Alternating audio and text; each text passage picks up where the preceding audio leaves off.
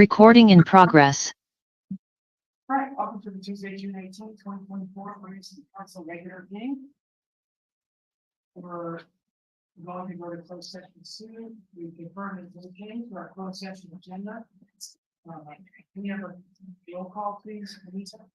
Councilmember McAdams. Here. Councilmember McCarthy. Here. Councilmember Biella. Here. Mayor Pro Tem Fisher. Mayor Delgado.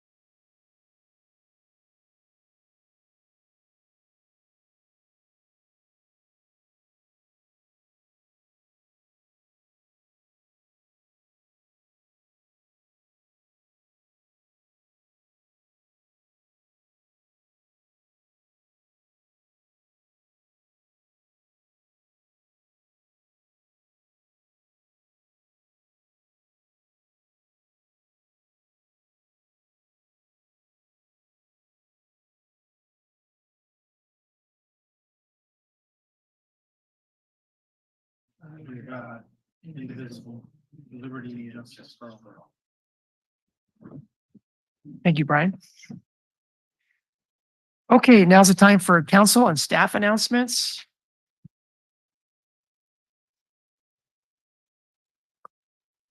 Councilmember McAdams.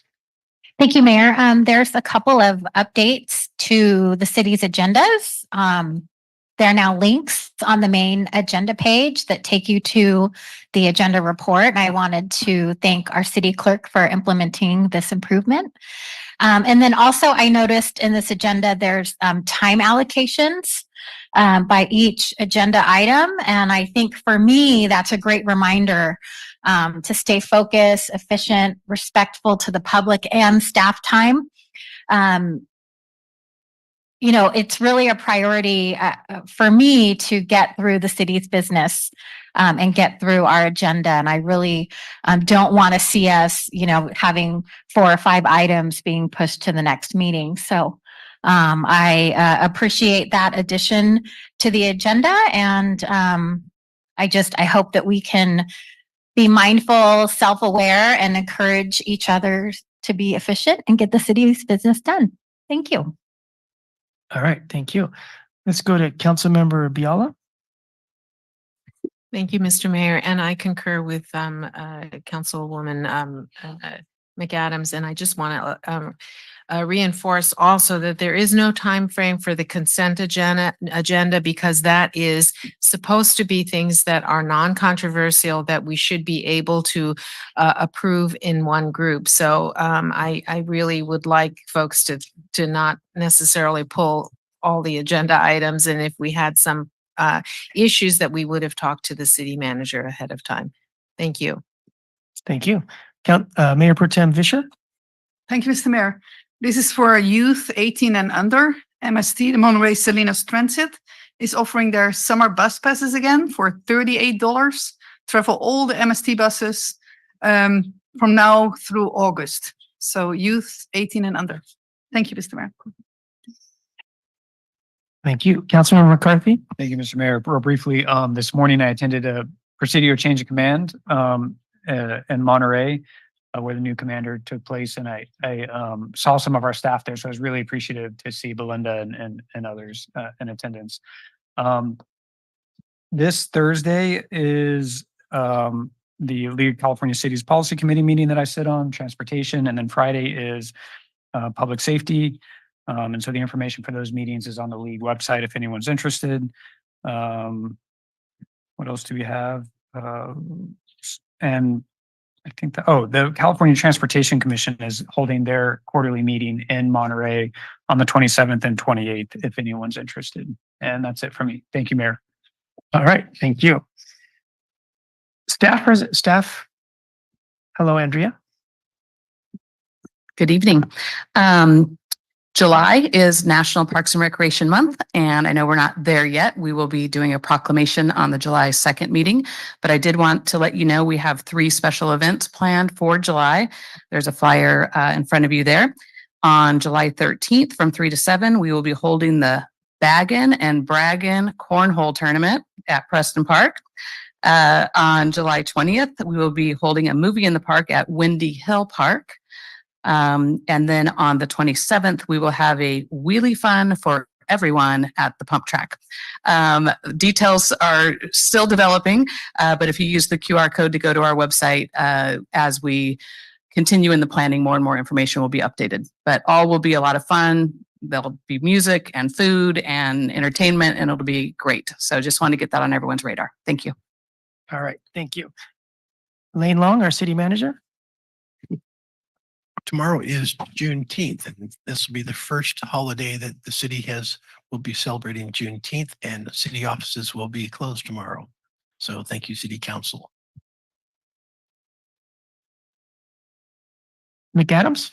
Thank you, Mayor. I'm putting the fire chief on the spot. I was wondering if you could come up and discuss, because we have 4th of July coming up soon, safe and sane fireworks, or how I've heard in the community people are a little confused why the city of Marina allows the sale of fireworks, but if you could just maybe speak to that and maybe provide a resource of where people can get more information, that would be great. Thank you, Councilmember. So yes, the city of Marina, we do sell safe and sane fireworks. Now, safe and sane fireworks are not to be confused with the fireworks that you see. Safe and sane fireworks did not leave the ground. Safe and sane fireworks are certified by the California State Fire Marshal to be safe for even for children to use. And years I've been here with safe and sane fireworks, the only issue we've had is one time when they disposed of one improperly, we did have a little packed fires. We've had quite a few fires with illegal fireworks. Illegal fireworks are not legal anywhere in the state of California. So any fireworks that you hear that rattles your house from the boom or goes up in the air or anything else, those are illegal. And there's, people can call and police will come out and do what they can. We also do have, the city council has enacted, we do have administrative fines and other things if we do find people with illegal fireworks. So it's just, what we found is that, the safe and sane fireworks, that they're a great fundraiser for our nonprofit events. And those are the ones in the city who sell. And they have not been an issue. It's just the illegal fireworks have been and will continue to be a serious concern of ours. Great. Thank you. I know that's a busy night for public safety. So thank you for your service. Thank you. City manager? I want to comment on that. At our next council meeting, July 2nd, our police department will be making a presentation on fireworks and numbers to call and protocol and how we can get in front of that. So you'll have that July 2nd. Okay, so now we're going to move on to public comment, which is good for anything on your mind that's not on our agenda. And this is also the time to comment on any consent agenda items. So we'll first open it up to the people here in person. Does anyone here wish to come up to the podium and for up to 3 minutes, tell us what's on your mind?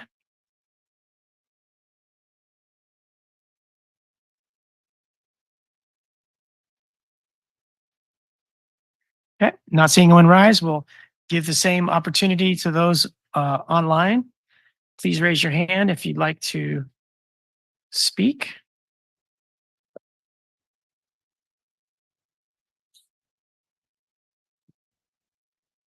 We'll give everyone one more moment online. If you'd like to speak, please raise your hand.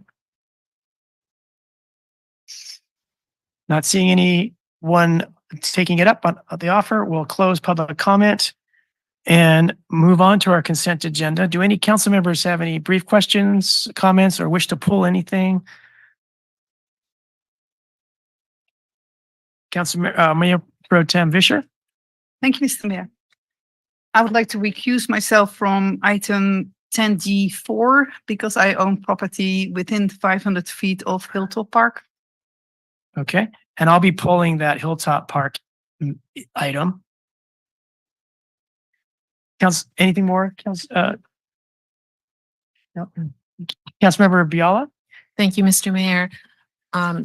Item 13E is now on the consent agenda, but I did have maybe a little bit more comments than just a brief thing. So maybe I should pull that one. I don't know the new number for the consent agenda item. Oh, okay, I am confused. You said something moved to the consent? Yes, 13E, right, was on our action items and it's now in consent. It looks like on the handout we just got that it's now on consent. The objective design standards. Oh, it's still on there. Okay. All right, great. Anything more, Councilmember Biala? No, thank you. Let's go to Councilmember McAdams. Thank you, Mayor. I just have 2 comments on G1, which is the agreement with Monterey Bay Moves. Okay, I'm going to be pulling that one. Oh, you are? Okay. And then 10G4, the agreement with Denise Duffy. And those are the 2 I'm pulling. You're going to pull. G1 Okay. and All right. Perfect. I'll keep my comments for later then. All right, Councilmember McCarthy. Thank you, Mayor. limited understanding is staff may have wanted to pull 10F2 for another time. Is staff aware of that or? Yes, good. Thank you for bringing that to our attention. So what we won't be we are removing from our consent agenda item 10F2 regarding the Lock Padden Community Facilities District. Oops, is that correct? Okay. And then just one other comment, maybe it's not appropriate. But I too, for some reason, thought that the E was moved to consent, and stop me if this isn't appropriate, but I'm wondering if we can reorder that to something earlier if we have consultants that are being paid to be here. Okay, so we're talking about the bond ballot measure discussion. No, the objective design. Oh, standard. sorry. You said it right. I read wrong. Objective design standards, you'd like to move that up sooner? I don't know if we have consultants here that, on Zoom. So, So if that would save some money for the city, I would be in favor of moving that up. okay, city manager, what do you think is proper? Sorry. Yes, that would be fine. When would you like to have that? We could do it right after the consent calendar. So we'll move 13E to become 13A. Is that correct? And everything else would just be bumped down one letter. Okay, I'll motion that we approve the consent minus G1, G4, and 10F2. Second. All right, any comment before we go to votes? All in favor, please say aye. Aye. All opposed, please say no. So that passes unanimously. Let's go to what was G1, the Monterey Bay moves. And I asked that to be pulled because I thought that charging folks, primarily seniors, I think, $12 to $16 a class will demotivate folks to spend the time going to the classes. And I'm a member of the Montage Wellness Center, and it's $80 a month, which is pretty expensive for most people, but it's unlimited how many classes. And I and many members take so many classes that it's down to like $3 or $4 or $5 a class.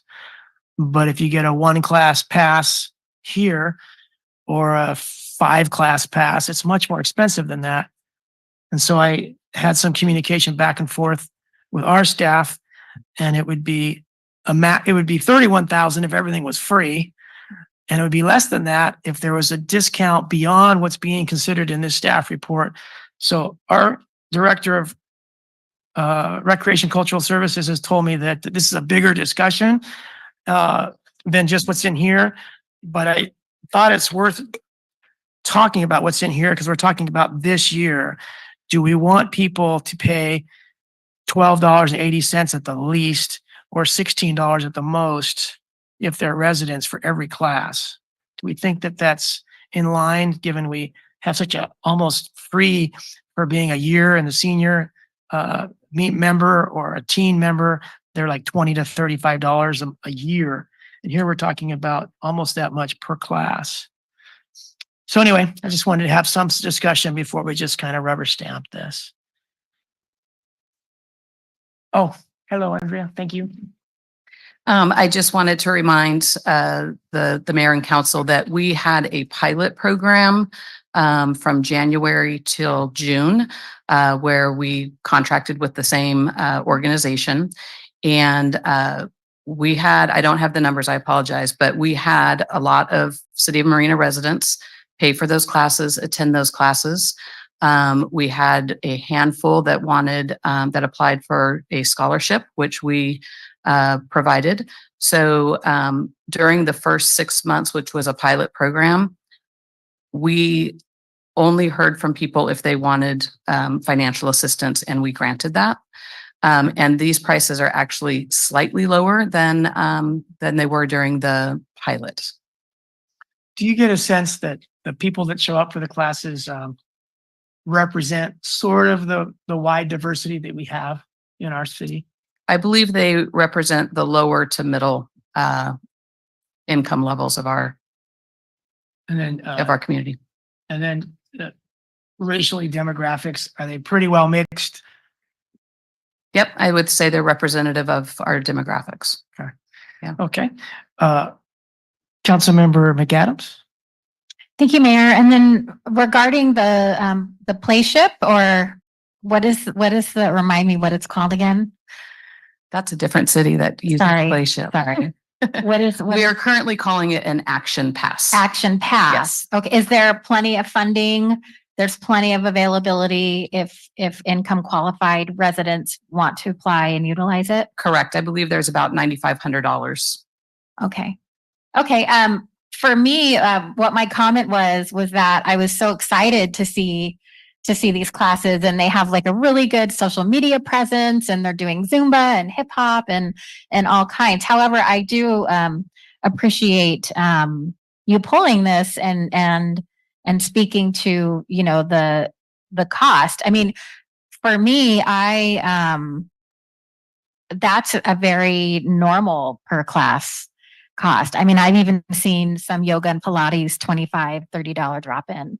So it does seem reasonable for the service and teachers that are the residents who participate are getting. So for me, I'm comfortable with supporting this, especially knowing that if, you know, an income qualified senior or parent, you know, wants to participate, there is that opportunity there. So thank you. Councilmember Biala? Thank you, Mr. Mayor. Andrea, how many, what's the recommended number of sessions per week? And when I think of exercise, you know, a doctor might say we should do this 3 times a week, or you should, what is the usual recommended number for a good senior schedule? So these are not senior specific classes. They're actually, they were developed originally because we did not have any adult programming. Okay. And so we do have senior fitness classes through the Senior Center program. Okay. Those are free if you purchase your membership for $20 a year. Great. So this program was designed to try to fill that gap in programming for 18 to Yes. 55-year-old. Yes. I would say exercising at least 3 days a week is the recommended frequency at a minimum. But it doesn't mean you have to take a class 3 times a week. You know, you could supplement it with other things. You could take a class on Monday, go for a walk on Wednesday, go for a swim on Friday. Right. But let's say we do it a minimum of 2 times a week. Monday through Friday is where the program is. Yes. So, you know, basically you'd be asking someone if they were going to follow that to, you know, is $24 and then it's $100 a month, right? Correct. So that seems like a little high to me, but I'm glad you have the affordable aspect of it. But I wonder, is the a company paid by the number of people who attend, or just there is a schedule, is the set schedule? They are paid 70% of all revenue that comes in, and the city receives 30% of the revenue. So our take really just kind of covers our administrative cost, and they get 70%. Okay. So the good news about that is there's no expense to the city, versus if we were to pay outright, it would be, you know, $32,000 for the year. So we'd actually lose though if we said, you know, for $100 you could come as many times as you wish, whether it's 2 or 3 times. And it's offered a Monday through Friday. How often? We're only offering 4 classes a week at this point. Classes. But yeah. if somebody wanted to, let's say so that kind of package would not help the city, because they might increase and go twice a week instead of just the one. And I don't know if $100. the contractor would agree to unlimited classes. I'm not sure. We would have to, you know, reconsider the contract. Okay. I just want to kind of brainstorm about that, because 1 time a week, and if you're really encouraging good exercise, that you would have to spend more than $100 a month. So I don't know. I'll let that up to you though. Thank you. Thank you. All right. Mayor Pro Tem Fisher? Thank you, Mr. Mayor. I had the same remark. I would like you to discuss with the company whether they will be prepared to lower the fee for people who take multiple classes per month. So, yeah. I'm happy to do that. Yes, thank you. Thank you, Mr. Mayor. Councilmember McAdams. Thank you, Mayor. I'm happy to move for approval. Is I there- second. All right. Any comments? Let's go online. We already had a chance to talk. Any comments before we go to a vote? Okay. All in favor, please say aye. Aye. Aye. All opposed, please say no. No. So that motion passes with myself dissenting. Thank you, everybody. So now let's go to G4. And I pulled it, but I think others, maybe Jenny, you had a comment on it. And this regards Hilltop Park, and Councilmember Vischer is going to step down. Did anyone else have questions on this, or was it just me? I did. Okay, you want to start off? Sure. Thank you, Mayor. I did want to just thank staff. I was very grateful to see a maintenance plan for our parks, and especially as more parks come online. I really think that having maintenance plans in place and being proactive will really help as far as deferred maintenance goes. So my question is do all of our parks have a maintenance plan, or is that something that we're moving towards? Yes, we are moving towards that. So each of the parks that we'll be talking about tonight, part of the agreement with each of the landscape architects is to develop a maintenance plan. Then along with that, Juan Perez, our public works superintendent, will be concurrently working with that. So we will have a very much in-depth maintenance plan for every park.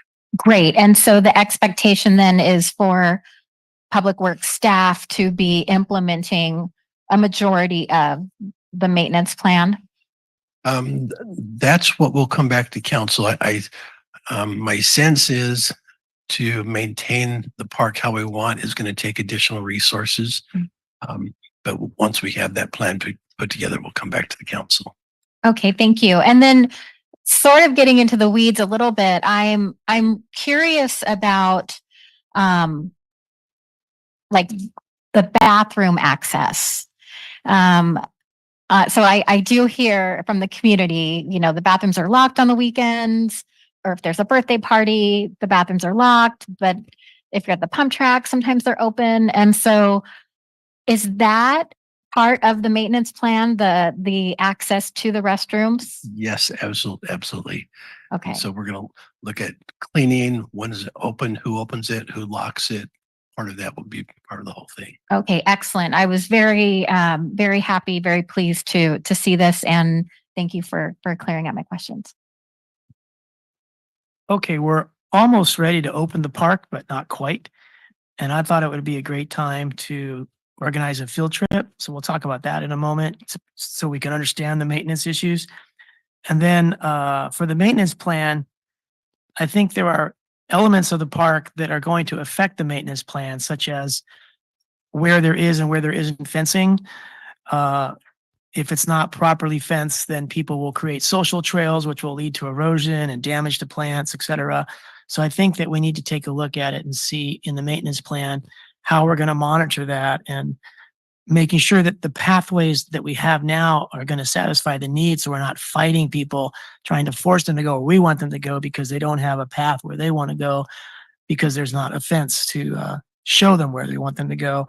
Then there's some potential erosion issues that would affect the maintenance plan and its monitoring of erosion. And then there are dog park features that may or may not work well. And so I would hope that the maintenance plan pays attention to how the dog park, how it's configured and set up, how it's working for folks and dogs. But I think all of that could be discussed, on site, seeing it. And secondly, besides that, those kinds of reasons, it's such a wonderful park that I think that the council, before it opens, would do well to understand it more, so we could, celebrate it with the people, or answer questions when the park opens. Why does it have this? Why doesn't it have that? So if the council would be interested, I'd love to have a field trip either next Monday or next Tuesday. And I talked about this with our city manager. So I don't know if that field trip is part of this agenda item, but those are my comments. So if it's okay, we can talk about a field trip. I would just suggest that no more than 2 council members. Well, it'd go there. it'd be a public field trip. So the public and all of council would be invited. We'd schedule it as a special council meeting Okay, and would meet on site up at the Hilltop Park at a posted time. okay.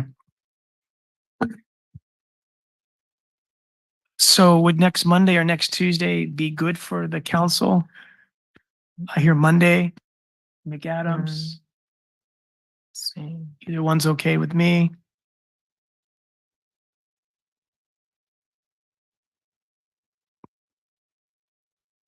Either one. During the day, I have family coming in from out of town at 4, so. On Monday? Mhm. Okay. How about 2 o'clock on Monday 2:00. is before fine. your guests arrive? It's probably going to be about an hour, maybe a little less. So 2 o'clock PM, Monday. Is that June 24th? I'm not sure. June 24th, yes. June 24th. Okay. And we'll meet at 9th Street and Sandy Gulch Road, which is the northeast corner of the park. Nice places to park and stuff like that. Okay, let's go to Council Member Biala. Thank you, Mr. Mayor. So I just want to be clear, what we're considering is adopting an agreement so that all of these things we've been talking about, bathroom access and fencing, et cetera, is under the maintenance plan. So we can approve this tonight, even though we haven't defined the maintenance plan, right? It's just saying we're going to develop one. Is that correct? Correct. And there's also a couple other things that we need DDA involved with. It's we don't have the expertise on native plants and the invasive weeds and things like this. And so we need them to help us as they evaluate what was planted. We're 45 days into it. And so then we're going to inspect it again, then put together a schedule with Marina community partners of how much according to the contract they need to stay on top of what was planted. And so Okay. it's also to close out the existing contract, make sure that all the terms and conditions are. But in terms of this resolution, we don't have to include all of those details, That- correct? Okay. That's all covered in the plan. Okay, I can make a motion if there's no other. Okay, so I'd like to move that we adopt the resolution at number whatever, approving an agreement with Denise Duffy and Associates to prepare a maintenance plan for Hilltop Park within Phase 2 east of the University Village Dunes project area, and find this action is exempt from CEQA pursuant to section 15061B3 of the CEQA guidelines. I'll second that. Okay. And my comment is that the field trip might generate our ideas on what we might want to put in the maintenance plan, and we could follow up with conversation with the city manager rather than talking too much about amongst ourselves on that day. But I think the field trip will illustrate a lot of on-site conditions. Be good. All right. Any more comment before we go to a vote? All in favor, please say aye. Aye. All right. That motion passes unanimously. And we move on to our action items, since we don't have any public hearing items. First of which is formally 13E. It is regarding our objective design standards. Mr. Mayor, we're forgetting our proclamations. Oops. Sorry. The very start. Yes. Yes, we have a very important proclamation. Let's back up a couple steps to the Korean American Association proclamation. And Councilmember Biala is going to lead us through this. Thank you, Kathy. Thank you. I'd just like to read the proclamation and then have Young Soo Oh come and accept the proclamation. It's for the inauguration of the new president of the Korean American Association, Hee Park. Whereas the city of Marina has a significant population of Korean immigrants and Korean Americans, and with its participation with Asian communities of Marina has made important impacts to our local community. And whereas key events in the city of Marina have highlighted the important role of the Korean American community, among these are the partnering of Joby Aviation and Marina's airport with SK Telecom in Korea and Toyota in Japan, and the highly acclaimed South Korean TV production of Unexpected Business, filmed in Marina, and the local Fort Ord military history of American GIs fighting and dying for the preservation of South Korean democracy during the Korean War, and the Marina sister city relationship with Namwon, Korea. And whereas Marina wishes to be closely tied to the Korean American communities to foster this continued visibility, respect, and inclusion in all aspects of our local government.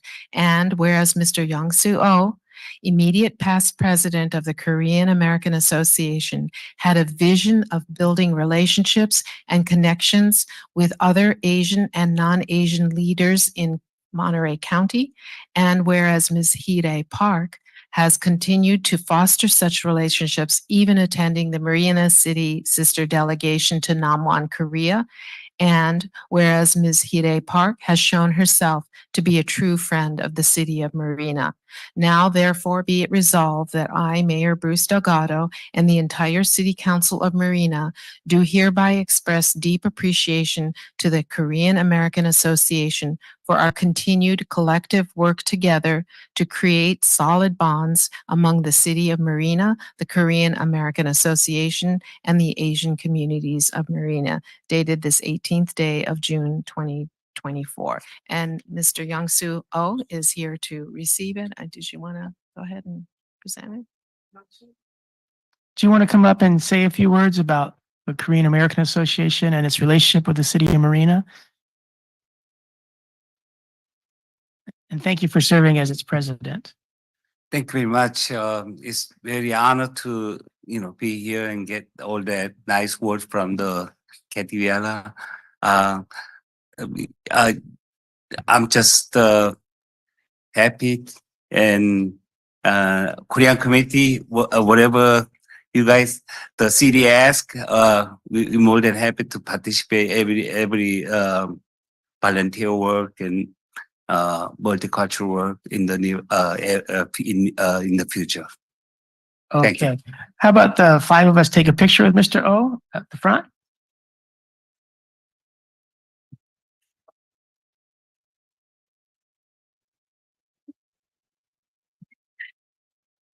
I was just waiting to see if I was gonna be called on.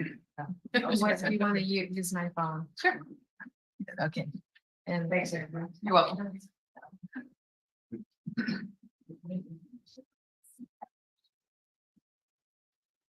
Ready? Very good. Thank you very much.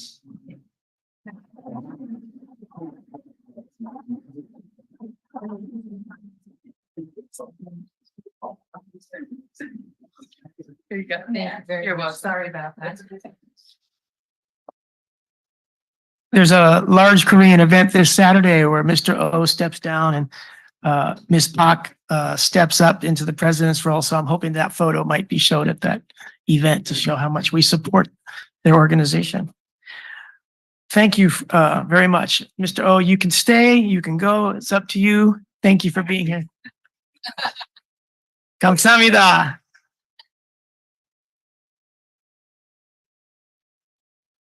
All right. So let's get back to the objective design standards. Thank you, Allison.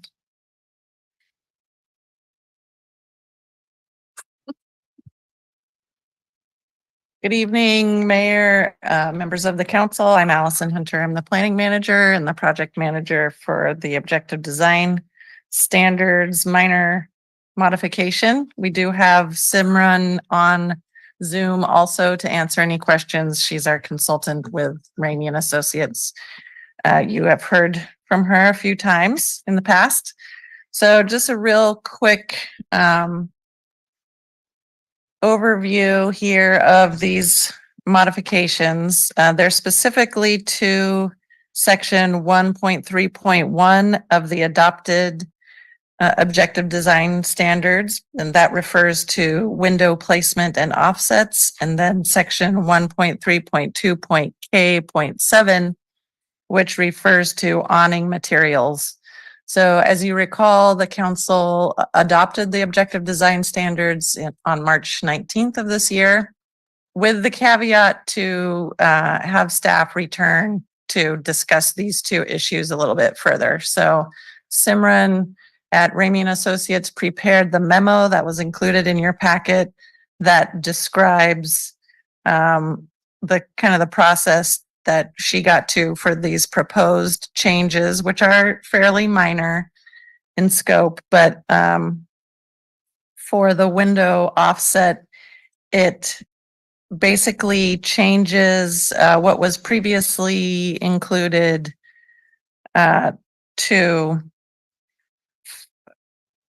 it increased the lateral offset to 5 feet from 3 feet when buildings are less than 5 feet from the setback. I hope I'm saying that right.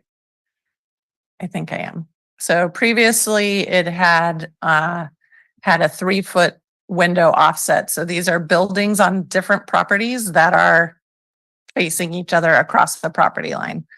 So the other item has to do with materials for awnings. Councilmember Biala requested that fabric awnings be removed as a material item, and the staff report and the resolution recommend leaving heavy canvas in as a more affordable option for awnings. But if the will of the council is to not have any fabric or canvas, that's definitely a simple fix that can just be removed completely. Just going back to the window item, just a friendly reminder that these objective design standards were prepared by a licensed architect who works with the building code. So these, what is recommended, have in mind compliance with the California Building Code. So they are intended to be buildable. And again, these are minimum standards. So if a designer comes in and they have in their own mind that they'd like to offset further than what's provided, they can do that. This is the minimum standard. But there are very strict requirements for window placement in sleeping areas, ventilation requirements, all those kind of things that are part of the building code. So if we go too far afield from what was presented, we could have a risk of having a standard that's not actually buildable. So I do want to keep that in the forefront of the council's mind as you deliberate on this. And I think that's it for my quick staff report. Again, Simran from Ramey Associates is on the Zoom and she's ready to answer any questions as well. That concludes my staff report. All right. Thank you, Allison and Simran. Let's go to Mayor Pro Tem Vischer. Thank you, Mr. Mayor. I like all the changes, but my eye just caught, I think, a mistake in that last slide that you showed, the drawing. It's very minor. Everybody will understand, I hope. I'll go back. It's just a measurement line where it says 0 to 5 feet setback. That should be from the edge of the building. Yes, from the edge of the building. Yes, and the line is not correct at the bottom. Sorry. I just Gotcha. saw that now. Simran, do Yeah, very you minor. see that? Yeah, I understand. Actually, that's intentional. What we are saying there, and actually I should pause. Good evening, everyone. Thank you for having me here. So to go back to the setback line, what that setback line, the 0 to 5 foot setback dimension is showing is that if the building is within that range, so whether it's on the property line or all the way up to 5 feet, this standard applies. So we showed the dimension line at 5 feet, even though the building is placed at roughly 2.5 feet from the property line. But we can make that more clear. Yeah, for me, Councilmember Fisher. yes, because the dimension line for me would be from the edge of the building. And then it will be Right. 6 to 5. But it might be different in But- this country than what I have been. Well, told. I think that what she's trying to illustrate is that you could have a 3-foot setback. Mhm. So you're built, like this is showing, less than 5 feet. It's 0 to 5, but it's still measured from the edge of the building.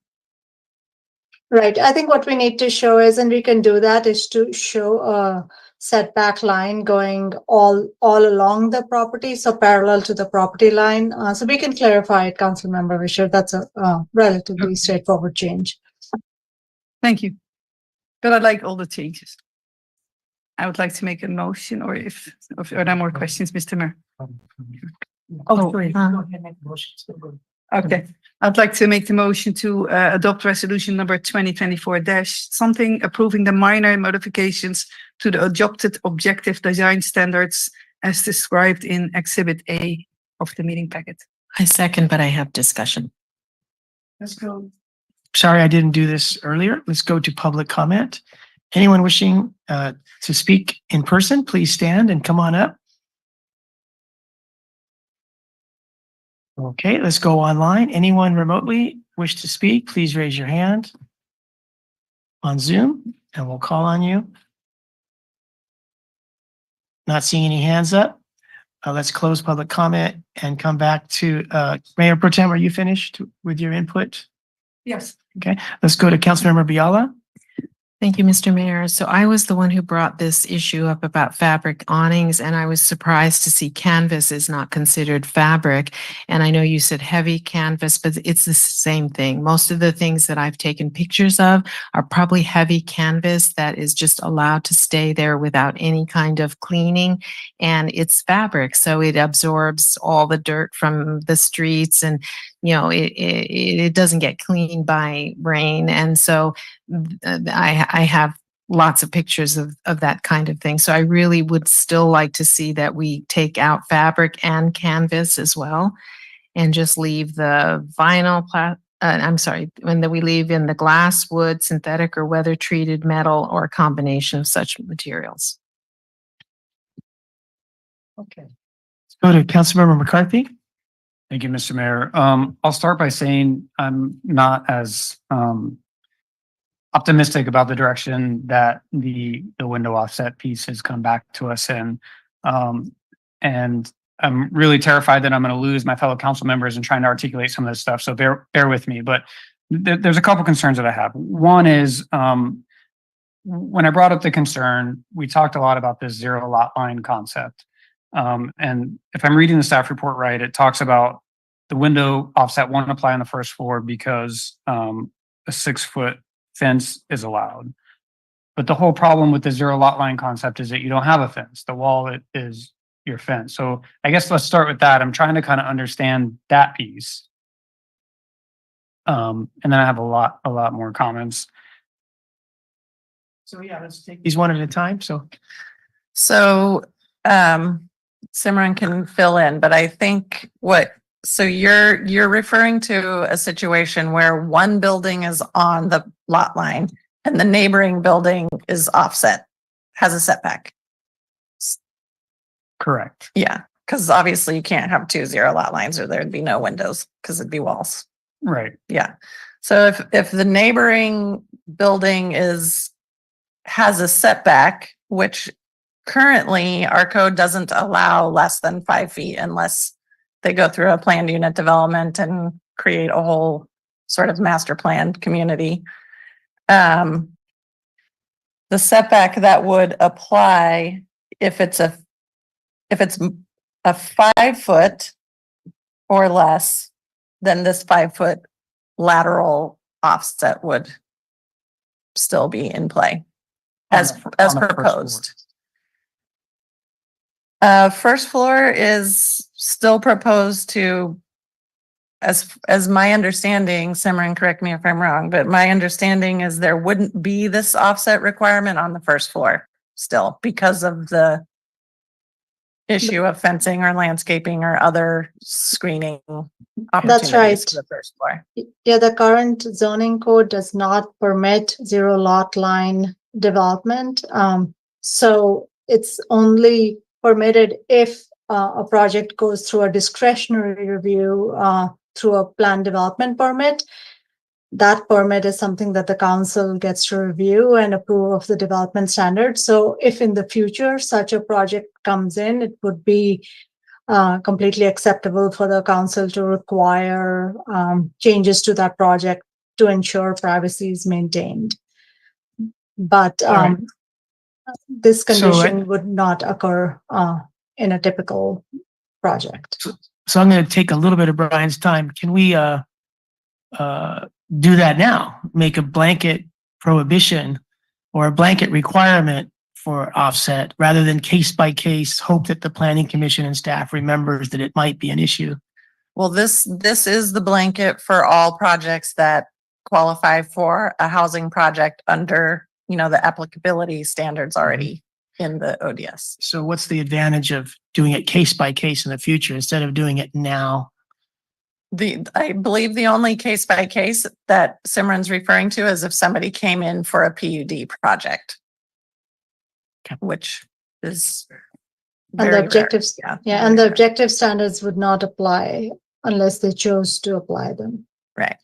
So I'm thinking of the instances in Marina where this does exist. I happen to live in one of those instances, Playa Court. I think of Carmel Circle, another neighborhood where there are either zero or very minimal offset lot lines. And so to those people that live in those neighborhoods, I say, okay, if you wanted to put a window in what would be someone's bathroom or bedroom, I mean, under this, we might allow that.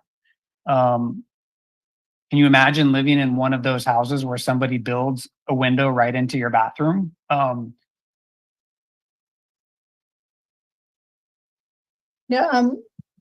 Councilmember McCarthy, could you clarify that? Are you saying if there are two existing homes and one of them is adding a window which might face another window on the neighboring property? Right. If it's part of something that qualifies for these objective guidelines. So whether it's a new building or part of an ADU or. Again, I think the state law is focused on encouraging the production of as much housing as possible. There is some desire to not include a lot of hurdles which may prevent the production of said housing.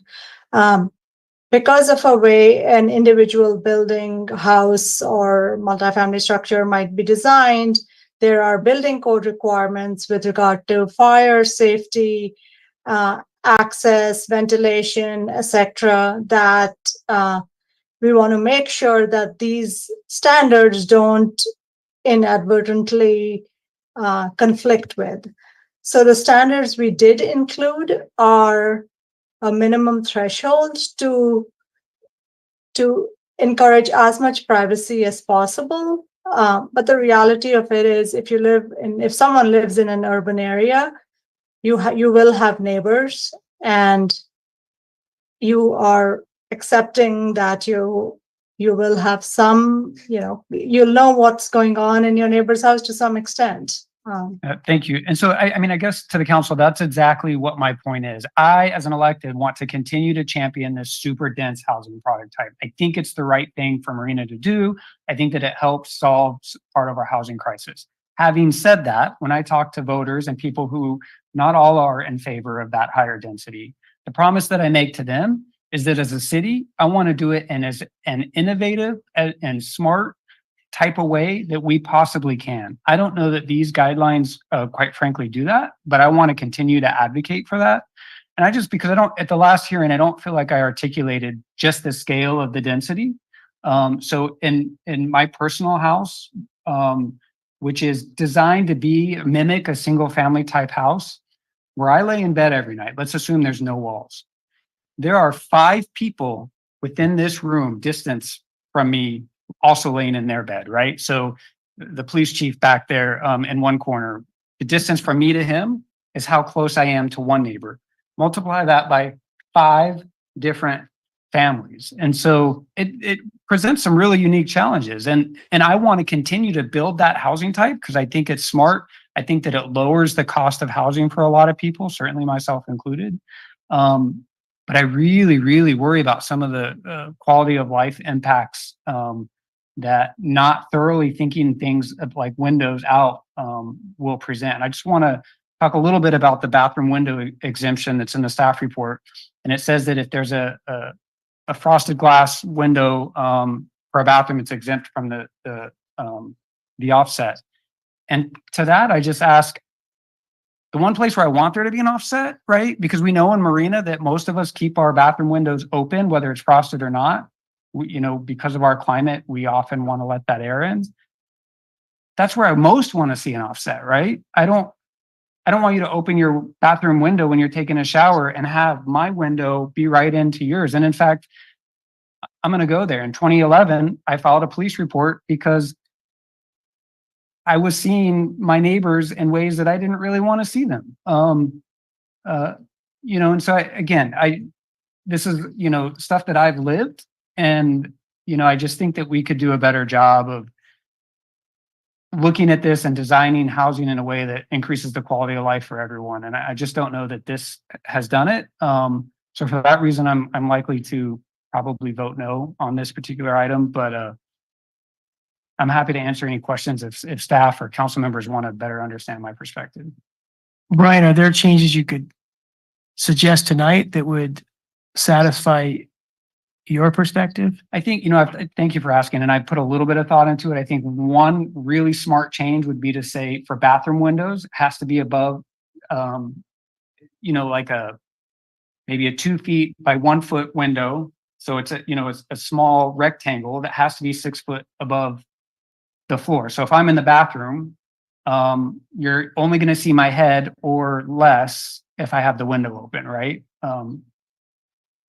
Unless you're peering down from above. But so that's one potential solution that I think we could have looked at.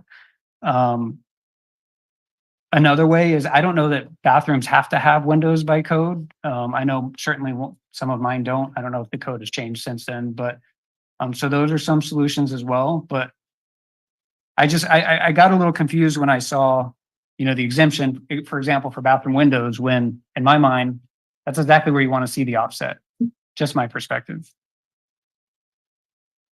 Okay. Anyone else?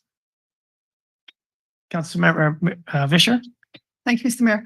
I think that a lot can be done with window treatments. You have the shutters that you can have the bottom part be different than the top part.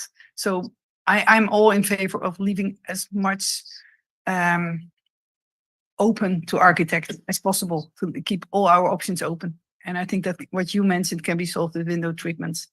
So I'm in favor of just keeping it the way it is. So, if I may, Mayor, Yes. I don't know, the window treatments are really common in bathrooms. I've never used it. Maybe they are. I agree there are a lot that we can do. I mean,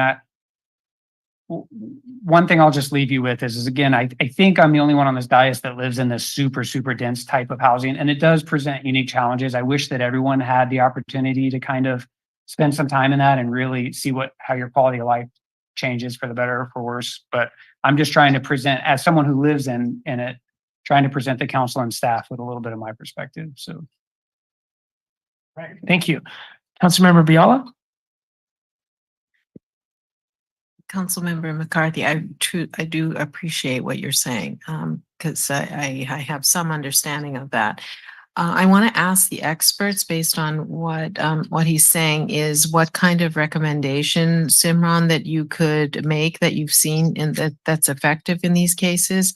And also the whole issue that you brought up of the 0 lot line, we're not making those kinds of buildings arrangements anymore, it sounds like, but there are existing ones. So is it possible for us to include some language that if there is contemplation of adding another window that has certain qualifications that would be unacceptable on zero lot lines, is there some way that we can build that into this as well? So two things, your recommendations for what he's talking about bathrooms in particular, and also then about sort of the occasional scenario that might turn out very badly on already established buildings.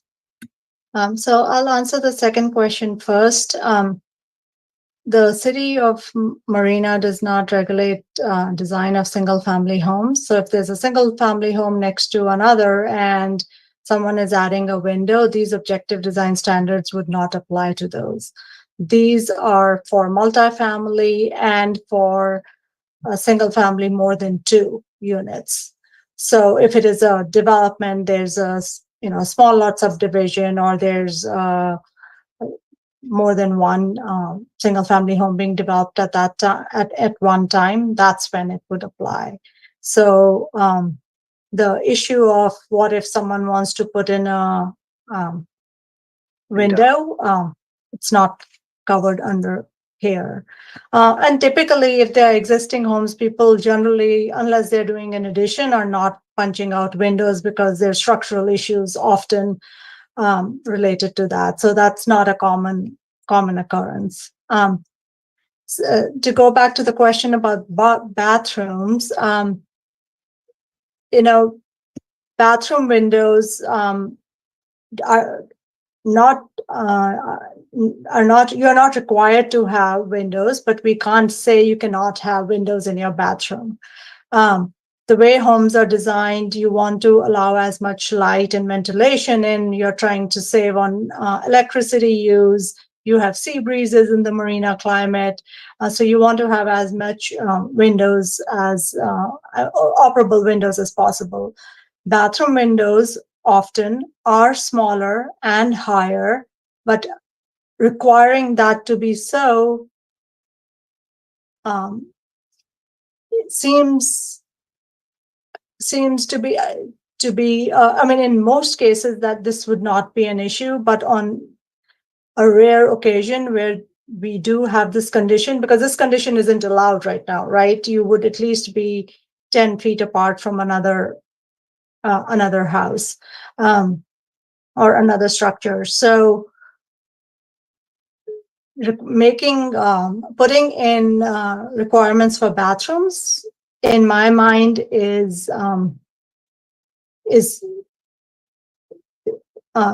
not justifiable. Okay. And What's most folks do. Sorry, last thing. Most folks do, when they're in the bathroom, use some kind of window coverings. There's a whole variety of available covering for that folks use while they're using the shower, etc., and then they open them up to ensure that there's ventilation after that. Okay, Simran, thank you. And Allison, what's the downside to requiring bathroom windows in these cases to be 6 feet above the floor? I don't know of a problem with that. Like Simran said,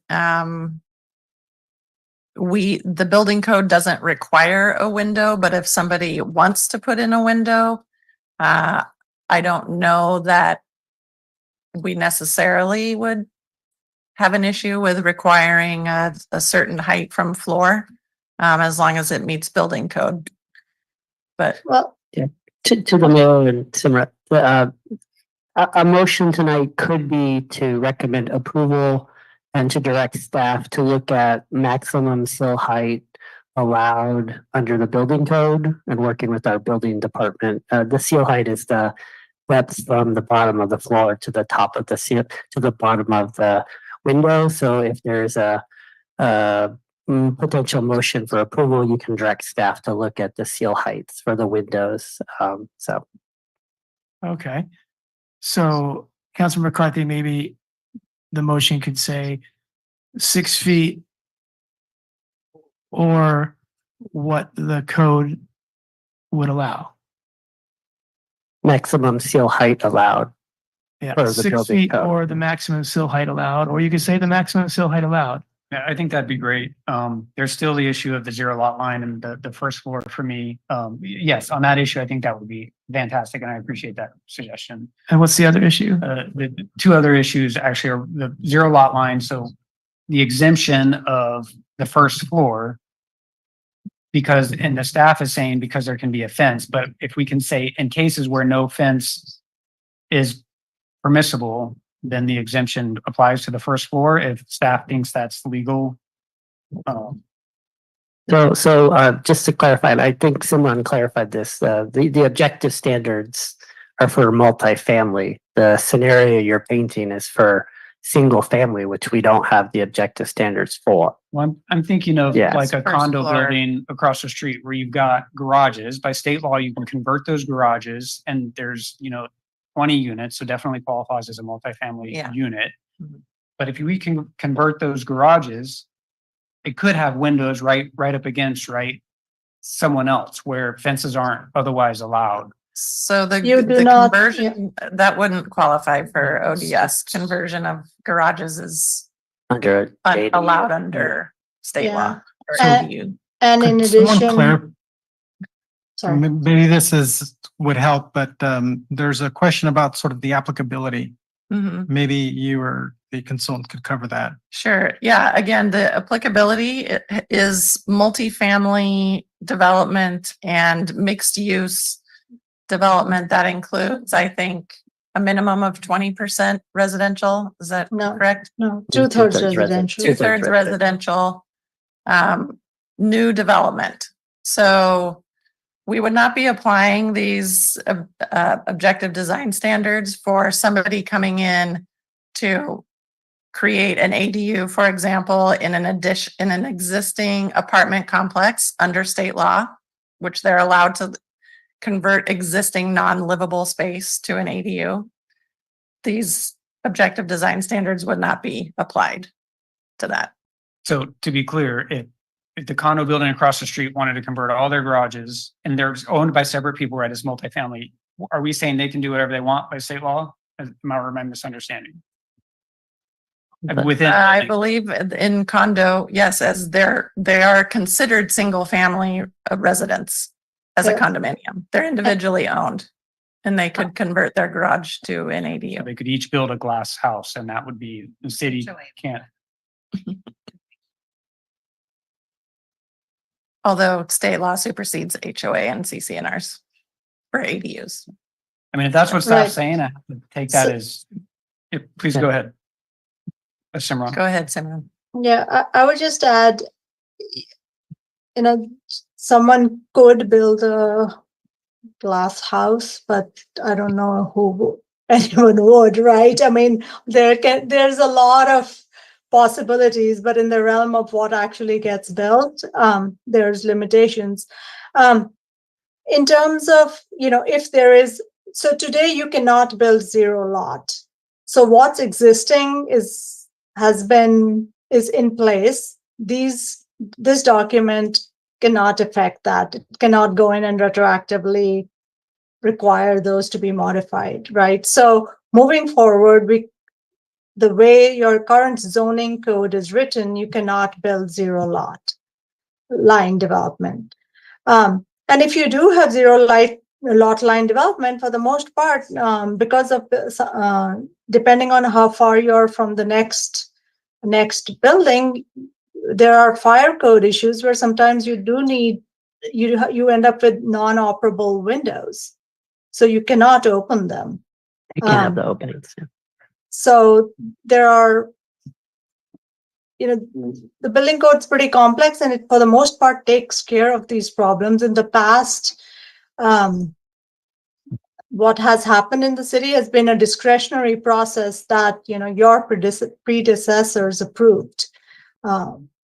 So the zoning code as written, and you'll be looking at it again. And when the general plan is adopted, you can ensure that some of these, if you think zero lot is something you don't want to see, you can continue to prevent those from being built.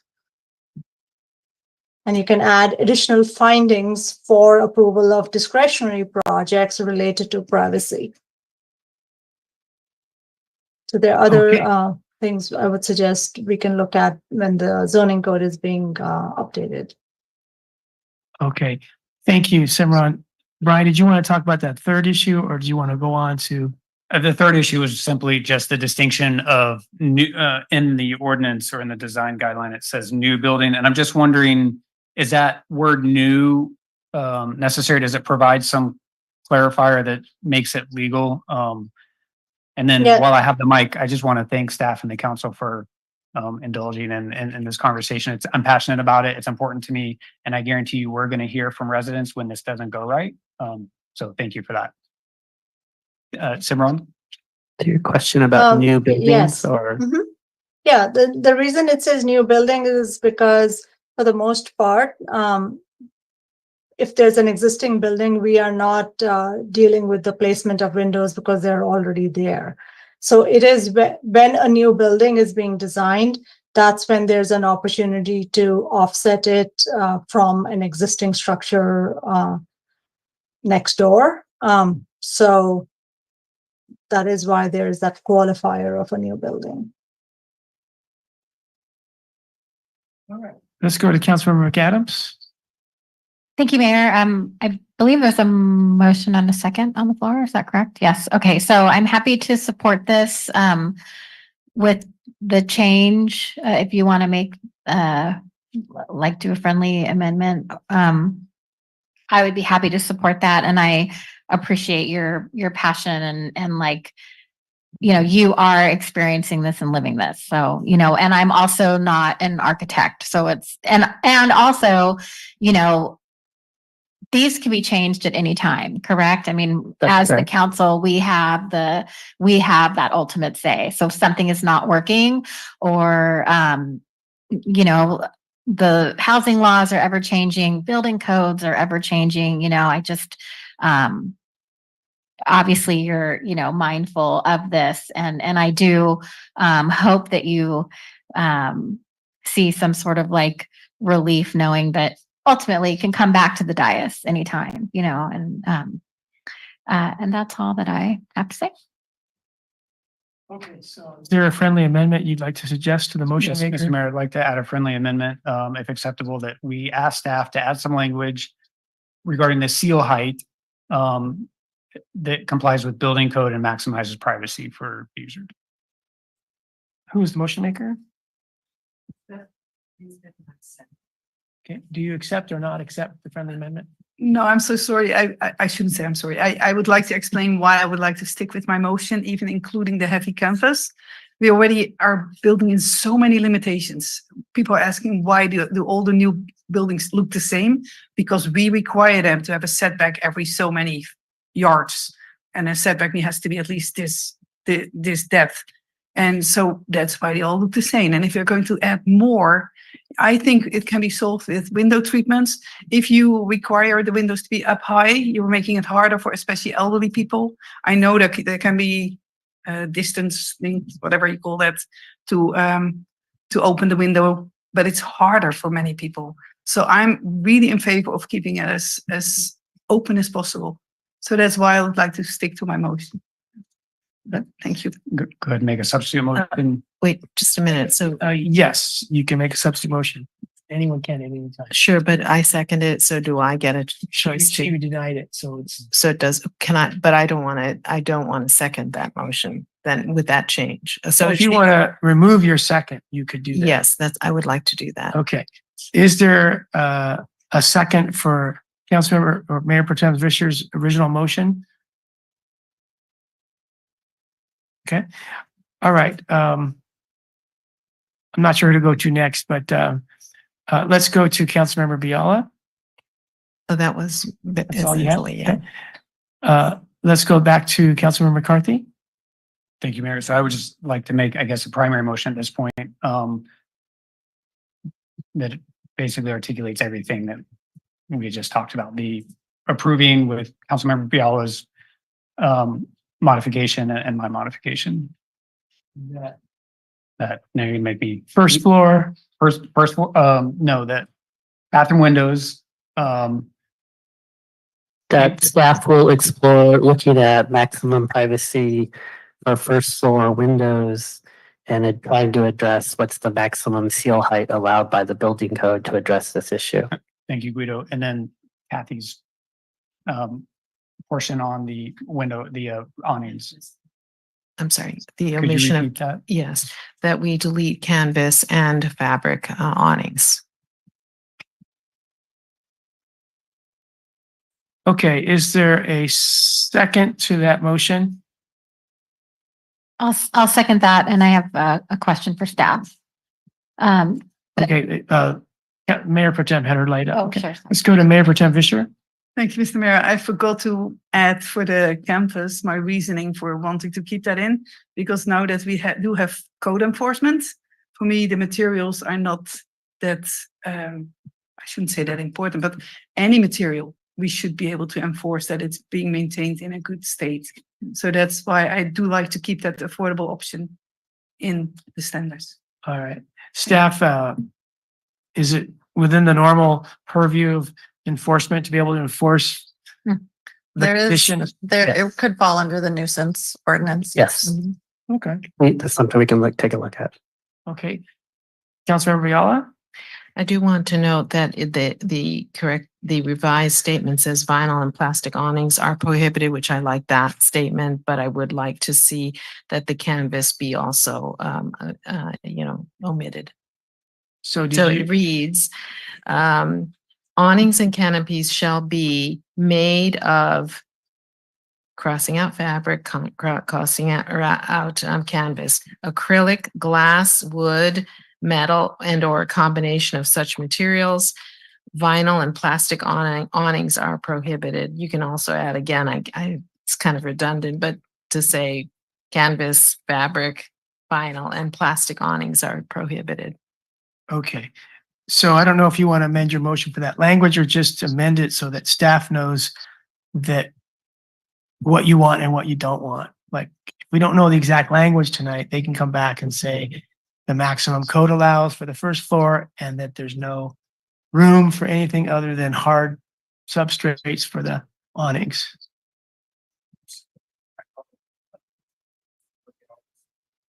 Wording.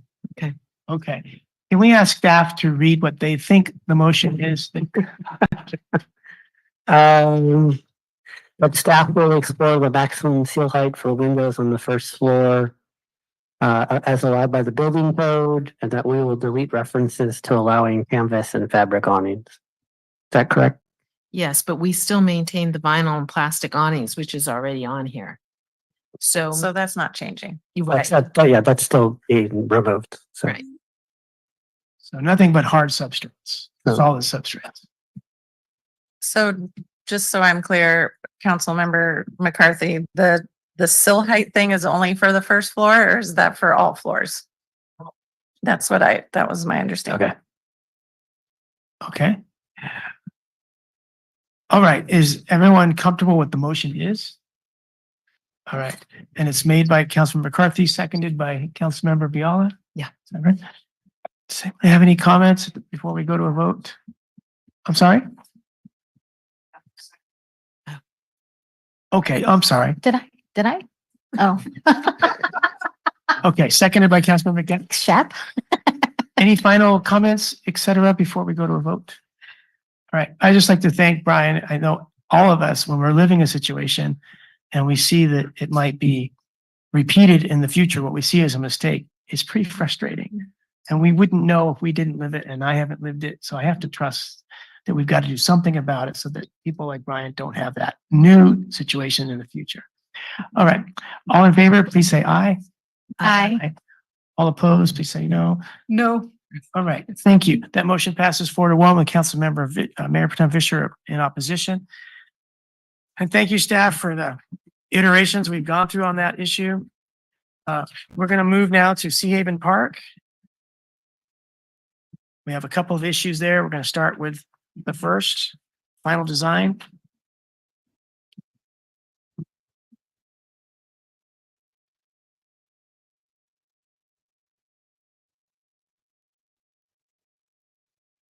One 13, right? 13A.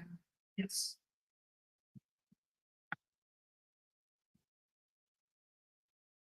Good evening, Mayor, City Council, and members of the public that I think might be here for a particular part of this conversation.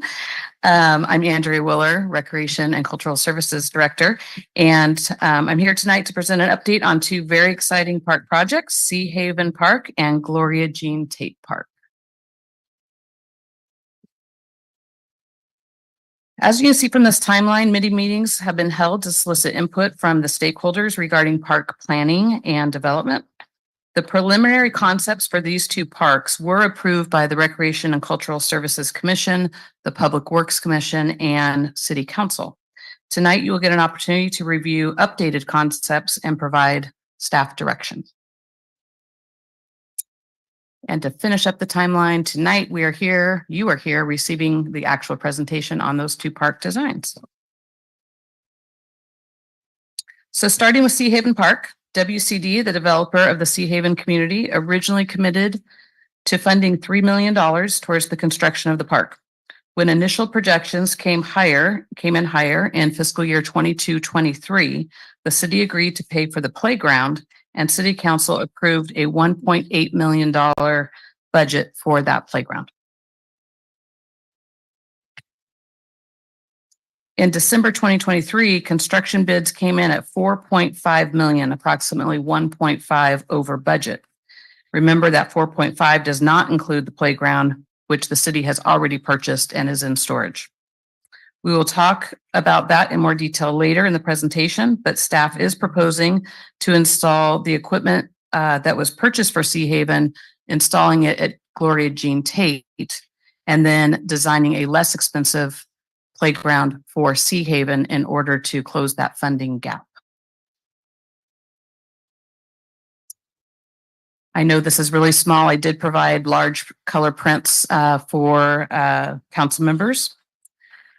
This slide shows the original park concept, which includes 69 parking spaces, 4 restrooms, 4 concrete pickleball courts with 10-foot high fencing, a paved loop trail, open turf area, dog park, disc golf, and site furnishings.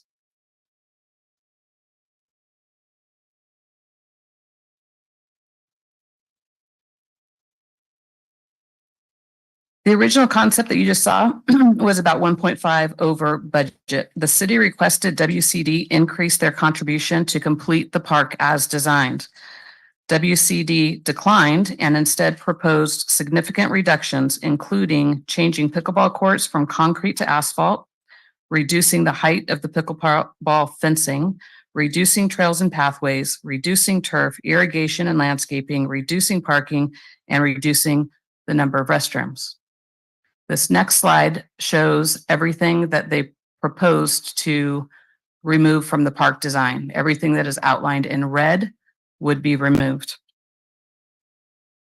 So this includes reducing parking from 69 spaces to 30, reducing restrooms from 4 to 2, changing pickleball court surface and fencing height, reducing the loop trail, reducing the open turf area, and choosing more economical site furnishings. Even with these very deep cuts, this plan is still $700,000 over budget. Trying to find a path forward, city staff worked with WCD to find some savings while maintaining the integrity of the park. These changes include only reducing the number of bathrooms and choosing more economical site furnishings. So this site plan shows a couple little circles around the site furnishings, and I don't know if I can see it on there, but a reduction from 4 bathrooms to 2. But it retained everything else in the original plan, including pickleball out of concrete.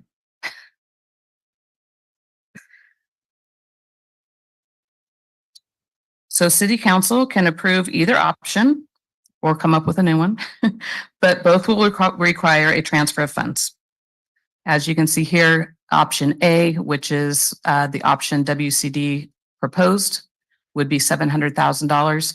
Option B is $1.4 million. Next, we will review Gloria Jean Tate Park project, which we anticipate will have a sizable fund balance, which could be transferred to Sea Haven Park to close that funding gap and complete the park project.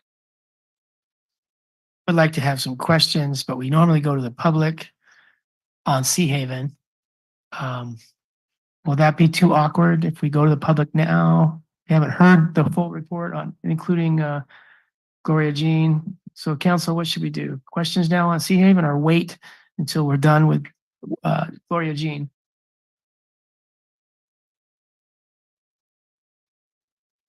Okay, so normally go to the public first. So would you like to have 2 public comment periods? Is that okay?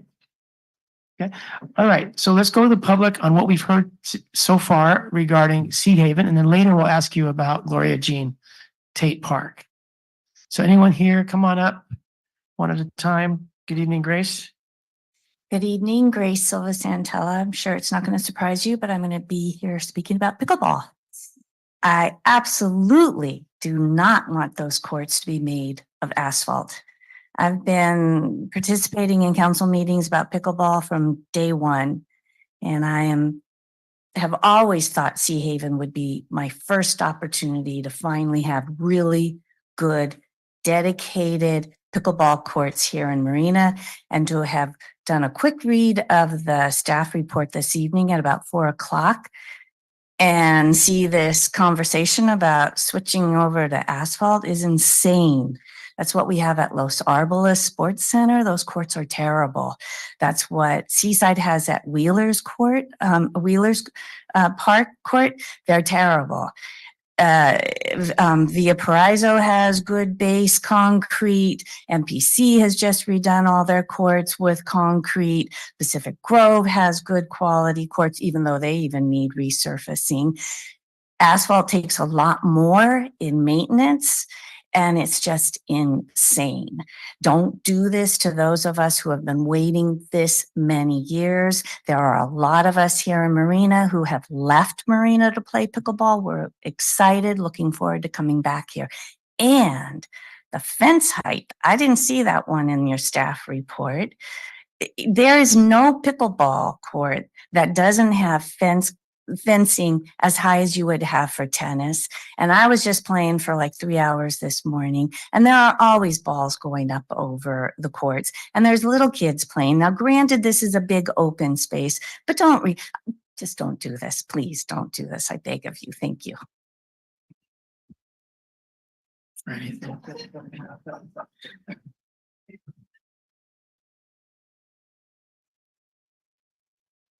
Good evening, Elpidio Stolas, a resident of Sea Haven, and some of the Sea Haven members cannot be here today. And, kind of very disappointed, of course, how this whole Sea Haven thing, I moved to Sea Haven 2 years ago from Los Angeles, retired in Marina. There's a lot of homeowners who are also pickleball players who are not here, and also pickleball players who play on other courts. And so, look, oftentimes when we as city members or city council people, as we grow as a city, we're gonna have to bite the bullet. Okay, it's gonna cost a lot of money to build a police station. It's gonna cost a lot of money to build council chambers. It's gonna cost a lot of money to build. But the one thing that my father always said, do it right the first time. And that is, if there's any example of what you can see as to the courts and rain dollar, as if you put asphalt in, that's the result you're going to get. And why is it that the rest of the people, the rest of the clubs in Monterey all chose concrete? So if it costs a little bit more to put concrete in, I would empower you that what you're going to get is a better surface. You're going to get more people within the community to use those courts. You're going to be able to do it right in terms of other parts that you should install the concrete aspect of it. Cost wise, yes, concrete does cost money. But in the long run, it's going to cost you more money if you don't do it right the first time. Now, if you're willing to invest in this community, as we all are going to, as we grow from what's happening in Sea Haven, what's happening in the other side of the community, what's happening in other places, we're going to have to do things right. It's going to cost money. I, as a taxpayer, as a city resident of Marina, is willing to pay that because I know that if we're going to grow as a city and do it right the first time, I ran businesses, and oftentimes when we go this cheap route, businesses suffer. Technically, the city is a business. We all need to watch our budgets. We all need to watch what we're spending on. But the thing is that with any business, if you're willing to sacrifice the intent of doing something right versus the cost, a majority of people that are going to be enjoying this community, enjoying the parks from other spaces that benefit the economic term. So when people come to Marina, they come to play pickleball. They come to the new shopping center that's going to have a Trader Joe's. People come to the community to also spend money here. I was at the new pub that opened up over there, and I talked to some people. They're coming in from Seaside, Monterey, Salinas. They're coming in. The Trader Joe's is going to attract thousands of other people coming in from Salinas. You know, unfortunately for me, my daughter is home from college. It's going to cost me a lot because Trader Joe's is going to be right on the corner. But that's the type of investment that we're going to need. Is it LP? LPDO. LPDO. Yes, sir. I have to ask you to stop. Thank you. Thank you very much.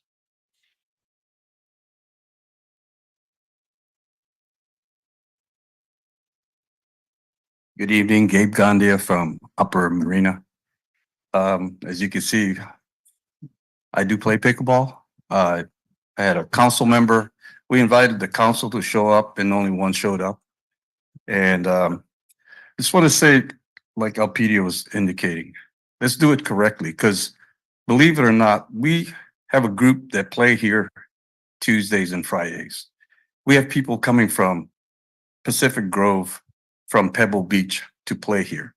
I think we had the first indoor pickleball court on the peninsula. I'm sorry, outside of the peninsula. We're not the peninsula. We are Marina. What I'm saying is that if we do it correctly, people will come. You know, like the movie, build it right, they'll come. They'll come to play. We can have an advantage of not taking our business to other cities. You know, we go to play the Seaside, we go to play at PG, we play at Monterey. But it's a public park. It's a park that we put in, the city put in, not a tag team from the school district that we don't know who's supposed to be in charge, right? We're like, oh, they're responsible. No, they're responsible. So we have these things happening. We're up here and we're trying to ensure that we have a voice in what is going to be put in place. Just like the other park in the Dunes area, let's make it right. I mean, I've lived here over 40 years. And everybody goes to play elsewhere. Where are you from? I'm from Marina. I'm not from Monterey. We are Marina. Thank you. Thank you, Gabe.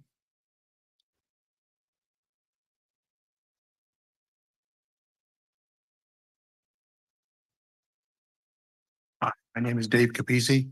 I'm a resident of the Dunes. First, I want to apologize for my attire. I'm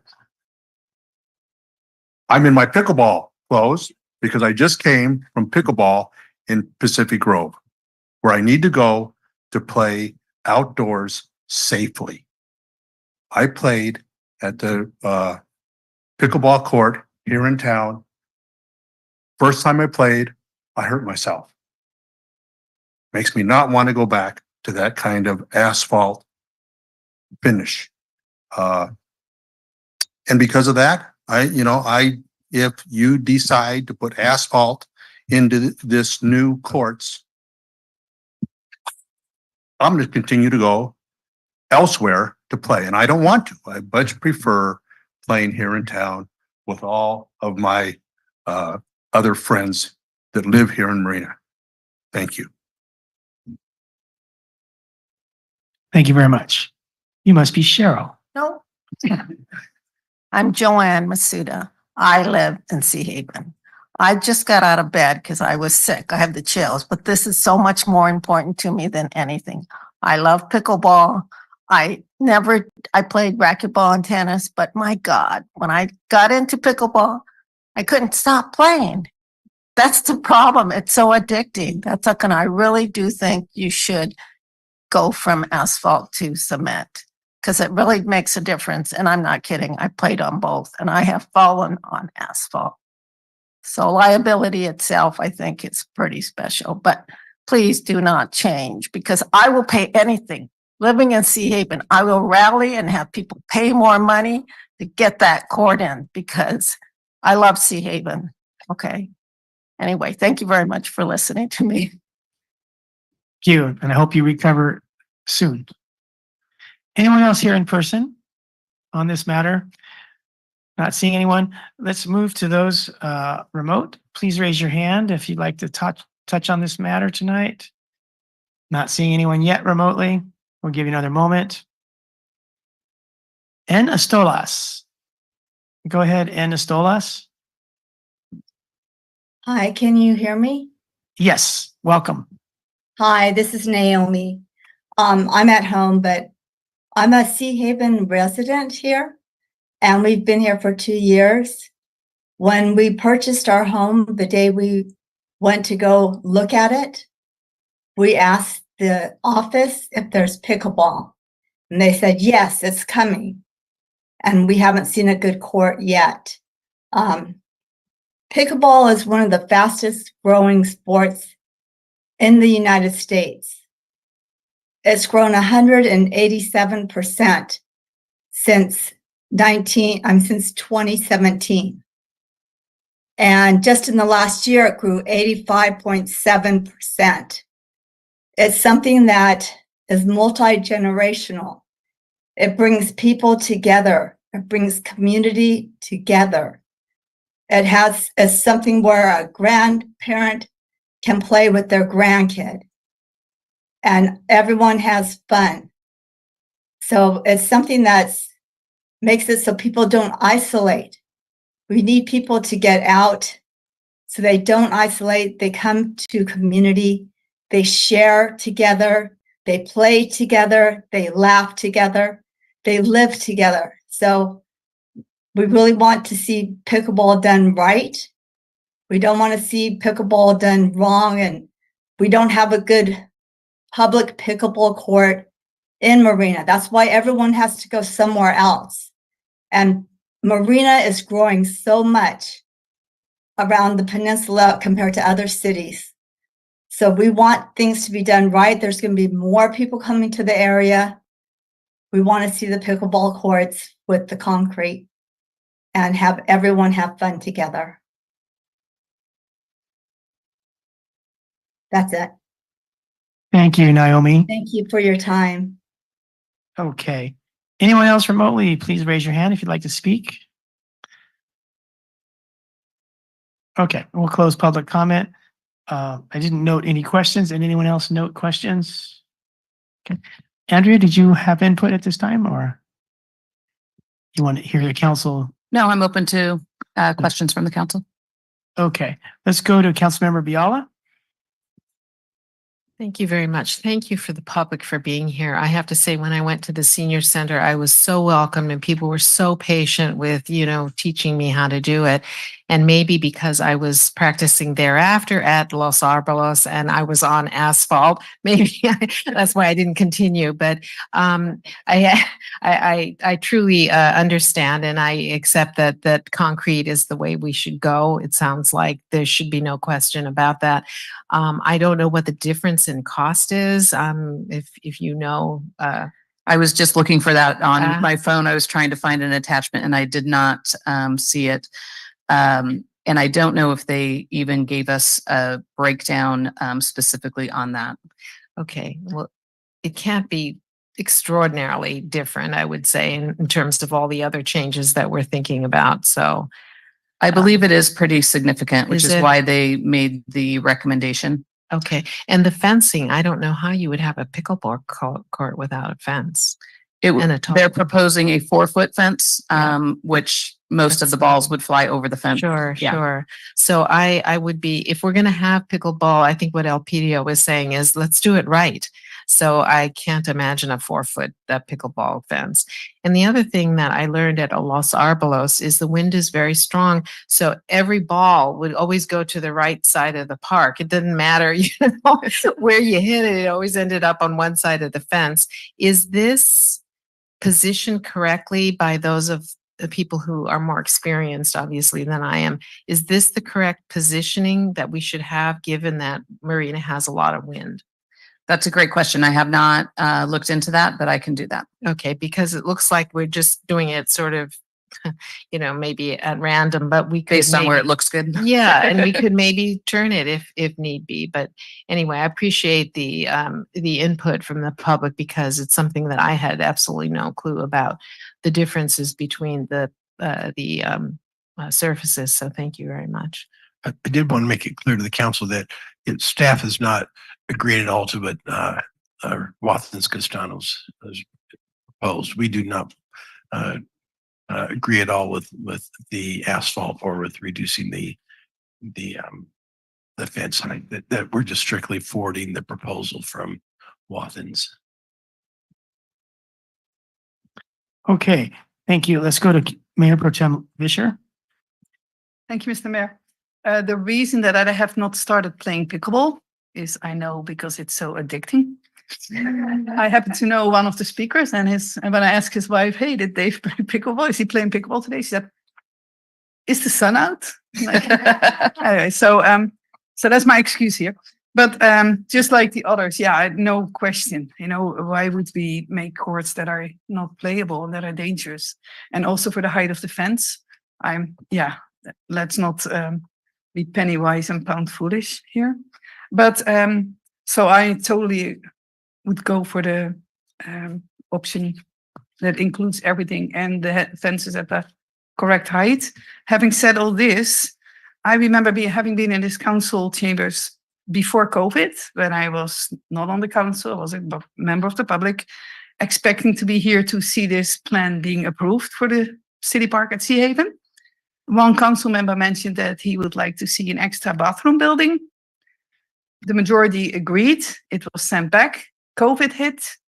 Here we are, so many more years later, and now instead of having 2 buildings, there will still only be 1 building with fewer stalls, and it's now so much more expensive. So in 2019, $3 million were allocated for this park. I assume that this money has not been stored somewhere under a mattress, but that it has been invested. No, that's money that Watkins. Well, whoever was having the money, don't tell me that they had it under the mattress. They will contribute money as soon as we bring a contract. 3 million, but nowadays, if you invest $3 million in a CD with the option to take it out anytime you like, you get more than 5%. If they had done this, which I assume they did, this would have been at least 5 times $15,000, which would ask $75,000, easy money. So I'm very disappointed that the developer refuses to do anything. And my question is, how can we avoid this from happening in the future? Why are we not requiring developers to index their allocated price? They do that to their own homes that they sell. They know prices are going up.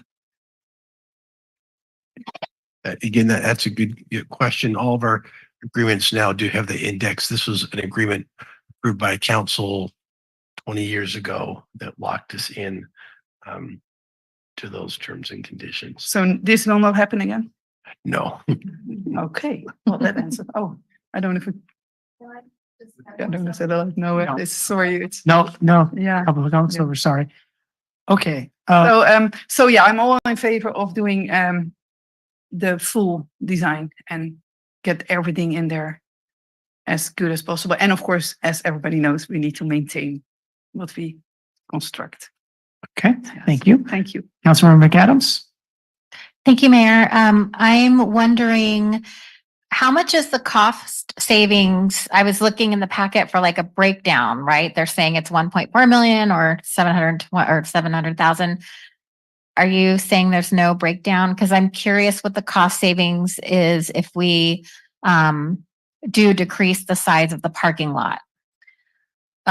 Most of the breakdown that they gave us was, I don't know the right terminology. I'm not a public works director, but kind of categories of landscape or grading or concrete work.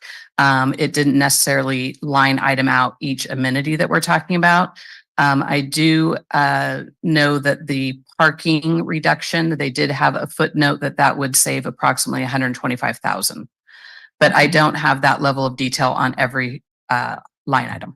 Okay, so I would support decreasing the parking lot and then keeping everything else. I don't mind, for me, like 70 cars seems like an awful lot. My comment I have about the name of the park, I think if you call it Sea Haven Park, then the Sea Haven residents are going to be like, that's our park. And so I would encourage that the name be more community minded and not so tied to the development itself. And I would encourage that for all parks in Marina. The parks that are under development, those are working titles. Okay. And so, yes, we will be coming back with recommendations to rename the parks that are currently under development. Great. With like a City of Marina sign, it's really clear that this is a community park for all to use, I think is an important message to put out there. And then how is the city going to provide access to the restrooms like during the week and on the weekends? I know I'm like the restroom police. The Sea Haven Park is a little bit different in that the HOA will be paying for the maintenance of that park. And so we'll have to coordinate the opening of the restrooms with the HOA, but those are things that we'll work out on that. Great. Well, the pickleball courts are obviously going to be very busy. So I would encourage that the bathrooms be open, especially on the weekend, at least till 5 p.m. or whenever staff is leaving. And then this is sort of a mix of both, but transferring the equipment that was purchased for Sea Haven to Gloria Tate is a no-brainer. For me, especially that equipment is in storage, it's going to cost more the longer we wait to install it. So that is very much easy for me to support. I again really like what the gentleman said, do it right the first time. And so this obviously since 2005 has been a very long process. The residents have expectations. The mayor pro tem recalled meetings back in 2019. And so, I really feel that we need to do the plan as originally presented. And I would be open to decreasing the parking lot for that amount of savings. I think it would be more than 125,000 too. So, but I don't, know exactly. So thank you. Okay, thank you. So I think if we accepted all the cuts, they would include 2 restrooms instead of 4. Is that 2 stalls or different locations? So I guess I'd ask, can we show the locations before tonight and then the locations if we were to accept the cuts? And then I'm going to ask you, what's the acceptable distance? What's the acceptable density at this park according to staff expertise for restrooms? So the restrooms are all located in the central part. So they're all one unit. So it's a unit that would have 4, or it's a unit that would have. Oh, 2. so can we see this on the screen? A map of the locations of the parks. Oh, sorry, restrooms. It's really difficult to see. Okay, You could probably find it better on your print copy. Okay, so I would like everyone to be on the same page as far as where are the restrooms And where would they be if we were to reduce them? They would be in the same location. As city manager stated, it originally was one building with 4 individual bathrooms. It'll now be one building with 2 individual bathrooms, but the location is the same and it is central to the playground area. Okay. So forgetting cost for the moment, 2 versus 4 restrooms, what does that mean to users on a busy day? We did an analysis of how many participants, what the total load might be. And based on that, we felt that 2 was sufficient. Okay. From 69 to 30 spaces, I mean, I think we all almost despise parking until we need it. So going to 30 spaces of 69 is quite a reduction. I'm all in favor of that if it's adequate parking. So if we started out with 69, why did we start out with that many if 30 would be adequate? It's a good question. Yeah, Lane. the architect, they size the parking for the use of the park. So they take the acreage of the park, the playground, the pickleball courts and all that usage, and they size the parking lot to that. But we did go back to her with the reduced plan, and the concern was if we reduce it down to 30, we think it would spill over to the neighborhoods, and it probably will not. One of the things when we initially designed this, and it gets back to the affordable units. If you remember, we have these 6 plexes, and they have just one car garages, and they don't have anywhere else to park. And then Sea Haven, you're supposed to park overnight. And one thought was some of those overflow cars potentially could park in this parking lot as another option. Which would need more parking spaces. Correct. It would put more demand on that. But the architect did say she thought 30 probably would be okay. Okay. And then moving to maintenance, the silver bullet, the sweet spot at Fort Ord National Monument is to have a contractor clean the bathrooms once a day. It could be done more often, but if you don't do it at least once a day, you run out of supplies and you have messes that make it untenable for use. And so at least once a day would be great. And if that HOA for some reason can't afford it, or it's not, they can't be required to pay it, then I think that the city, given that this is a city park and not just a Sea Haven park, we should look at that in the future as far as restaurant maintenance for all of our parks, not just this one. When we did the Martin Luther King and we did the pump track, those were really wise investments that the public really found popular. And it taught me late in the game that spending $1 million to 1.5 million for these long-term improvements is what makes people satisfied with the quality of their lives. And so my next question, and if it's, I guess I've been over 5 minutes, so I'll hold on to this question and we'll go to Mayor Pro Tem Fisher. Thank you, Mr. Mayor. Yes, about the parking. As most people know, I'm also a board member of the Monterey Salinas Transit. And just so you know, as soon as I became a board member almost, I requested to have a bus stop, to have the bus go over Abrams, the bus that now goes through Preston and then goes back onto Indian, bypasses Sea Haven. This will not be possible until there is a traffic light at Marina Heights and Indian, because it's too dangerous for the bus to make a left turn from Indian onto Marina Heights.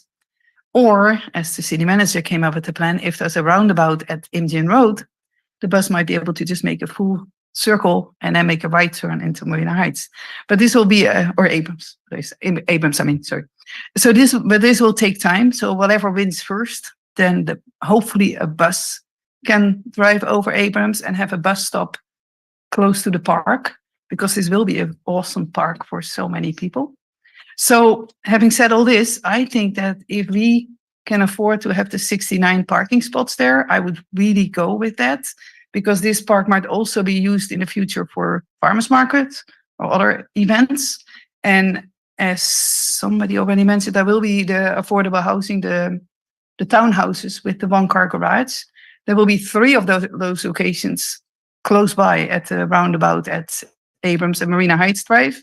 So those, you can expect cars from those homes to park on Abrams because you cannot park on Marina Heights. So that will already take up parking spaces there. So I think if we can have the 69 parking spots here, I would go with that. I would, So regarding the bus stop, yeah. there needs to be a plan now, so it's not shoehorned in later as an afterthought, right? Yes. So what's the status of bus stop planning?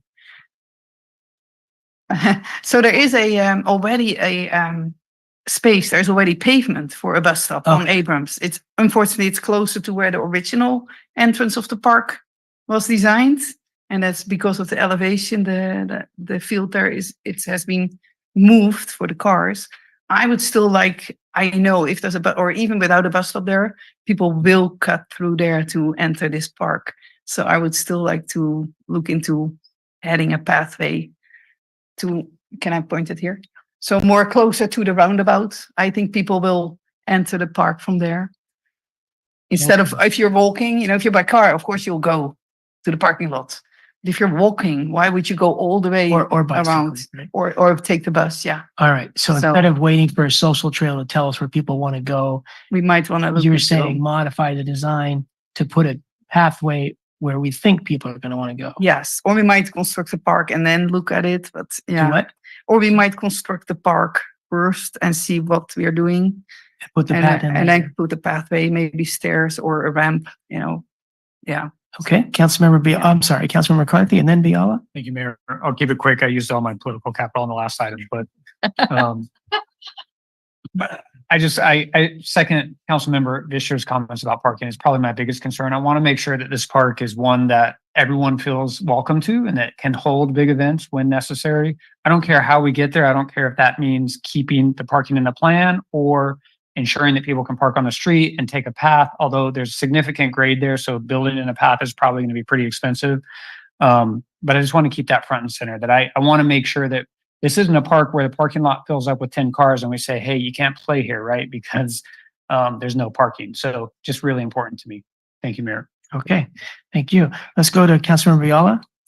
Thank you, Mr. Mayor. So because we're looking at changes to an original plan, and in this amount of time, the cost of labor, the cost of materials has just literally skyrocketed in 3 years. I just know from personal experience, it's astronomical. And the longer we wait, it's not going to go down. It's still going to go up. So at the time, a long time ago, we talked about adding 2 bathrooms, and that just put a halt to everything. And so I just want to be mindful of that we can't really debate some more changes and put us back to the square one. I personally would love to see in the open space some picnic tables with, some covering on the top, because I've seen that in other major parks where it's such a draw instead of just having a vast thing. But I also know that we cannot be going back now and trying to revise all of this. So having said that, our goal here is to figure out how to come within a budget, and we are already how much over even from the original plan? 1.8. 1.8 million. So our task really today is not to redesign this park, but to figure out, if we go back to the original, how the heck are we going to pay for it? And that, I think, is our major issue, because I think all of us would say, hey, let's build it as original and let's build it right and do the right stuff. But if we can't figure out if Sea Haven is not going to contribute more, and then what does the city do? So I need to find that out, because where are we going to make, if we decide we want to do it in the original conception, it's a moot point if we can't afford it. Well, that was part of the plan with Gloria Jean Tate, because we have to completely build that out as designed and put in the new park over there. We have 1.8 million excess from that budget that we can transfer over here. In addition, we still have about 6 million in park impact fees that we're building up for other parks and other improvements. So It's not that we're out of money per se. Okay, so we can cover the cost of doing this as originally conceived, more or less. So it's not about money at this point, as long as we approve transferring the equipment to the Gloria Jean to pay. Okay, so that makes it pretty simple. Okay, great. Okay. Reducing turf has other benefits besides cost, cost of watering and actual maintenance. So reduction of turf from what to how much? Oh, where is that slide?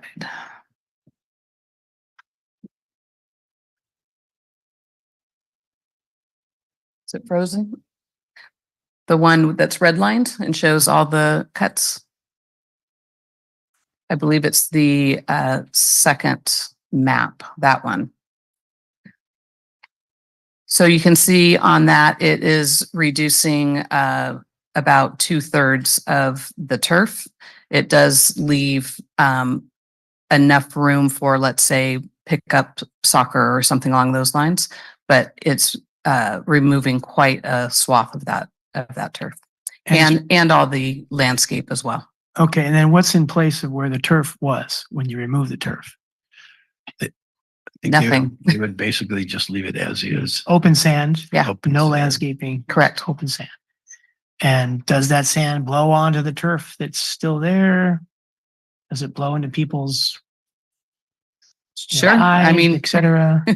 yeah, we see sand moving all over the place, right? Okay, So yes, that it would travel.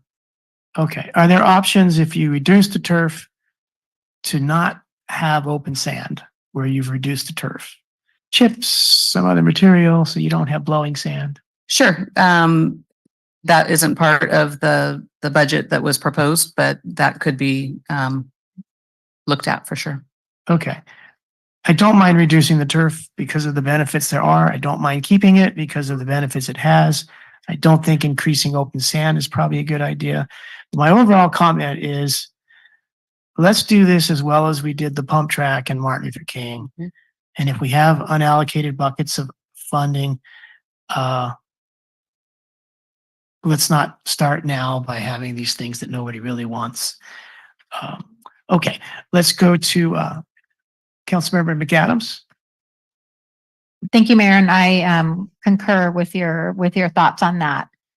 And also, I heard the same message from Councilmember Viala, just to, there's obviously the funding is there, especially the next item we talk about, Gloria Tate. So for me, I would like to keep it as is. I'm happy to not reduce the parking. I just, I sort of feel like you could have 200 parking spaces and they will all be full, or you can have 30 and they will all be full, I mean, so, and for me, I would really hope that, the residents and neighbors would be biking and walking and, walking their dog to the park and sort of utilizing, the walkability factor. So, but yeah, I mean, I'm happy to, I don't know if we'll make a motion after we talk about Gloria Tate, because they're kind of together.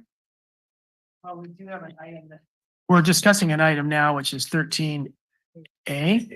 And so that's what we would work on, a motion. Oh, Because right, right. they're I'm sorry. both, You're right. yeah, the Sea Haven and We the, divided the presentation. right, Right. So yeah, I think probably a motion, we can wait if that's okay. sure, absolutely. But Okay. I think I'm hearing consensus to just build it and they will come and keep it as is. So, thank you. But I think the HOA fees, we should probably double them because we heard some. All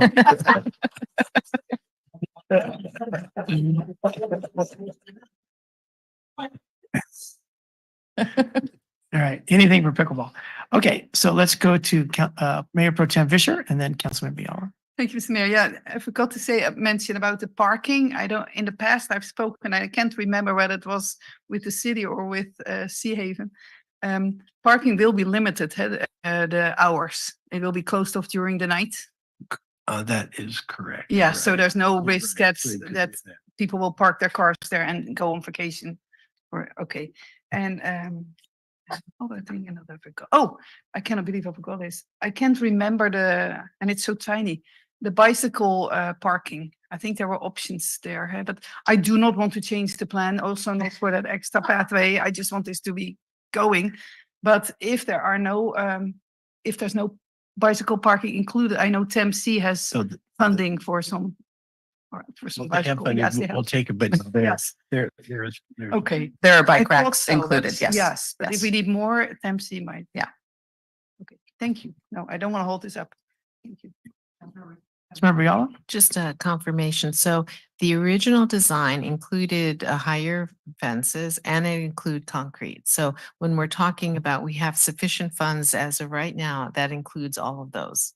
Okay, That's correct. great. Okay, I'd like to make a motion if And I think it's for option B. Is that what you're thinking, Kathy?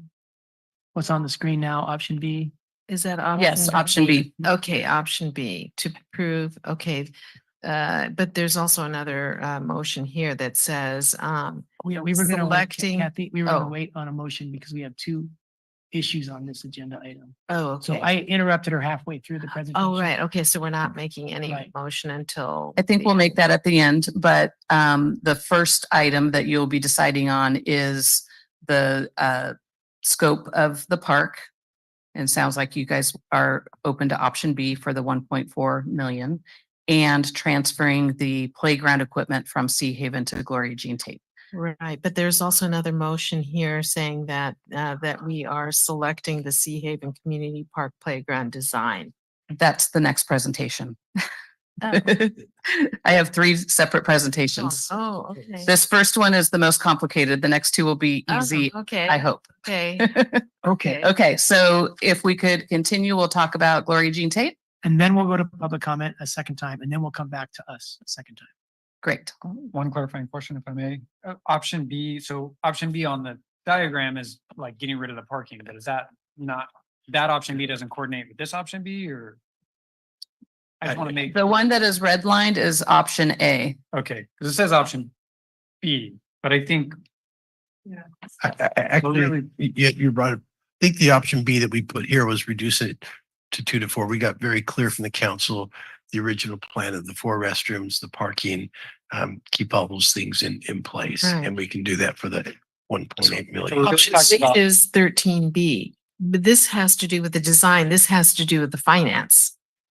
This has to do with the You're- design. This Correct. You're motion- approving the preferred design Yes. and you are approving Correct. transferring the money Right. to complete the design. Right, and it looks like this one doesn't relate to the Yeah, finance. let me interrupt here. So what we've done so far is we think we're heading toward approving the final design Mhm. as the original design. Now we go to the final design discussion of Gloria Jean Tate Park. Then we talk about finances. Okay, Those are the three items in this resolution before us. Correct. okay. Ma'am, Mr. Mayor, I'm sorry, because this does say 2023 pricing, but do we know that whatever moving this money will cover 2024 pricing? Correct. Oh, thank you. Yeah, they have their subcontractors ready to go. If council approves it tonight, their people are ready to go. Okay, Gloria Jean Tate Park. Okay, Gloria Jean Tate.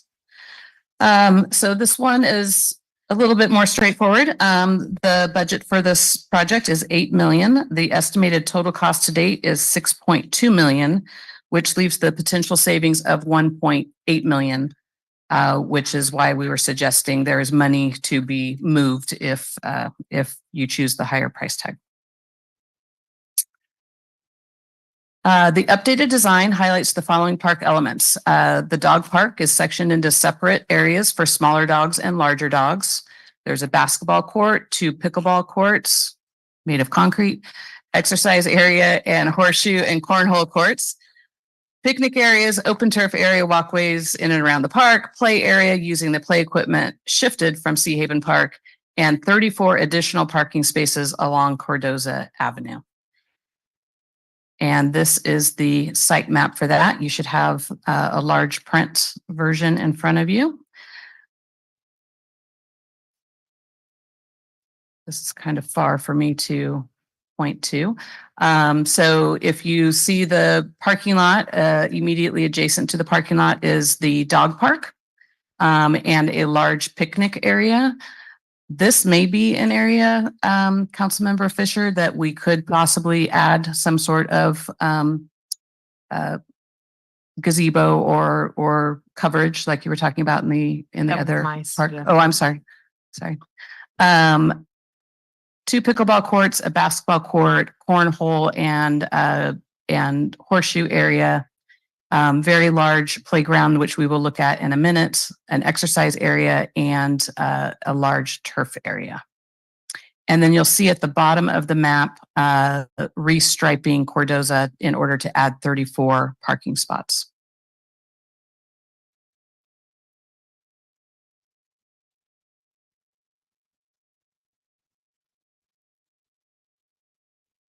Whoop. As mentioned earlier, the city has already purchased playground equipment intended for Sea Haven Park at the cost of $1.5 million. So one strategy to reduce the cost at Sea Haven is to install the equipment at Glory Jean Tate and then design a less expensive playground at Sea Haven. We did work with both Verde Design, the landscape architect, and Compan, the playground company, and it was determined that the existing Sea Haven playground equipment will fit into the footprint at Glory Jean Tate.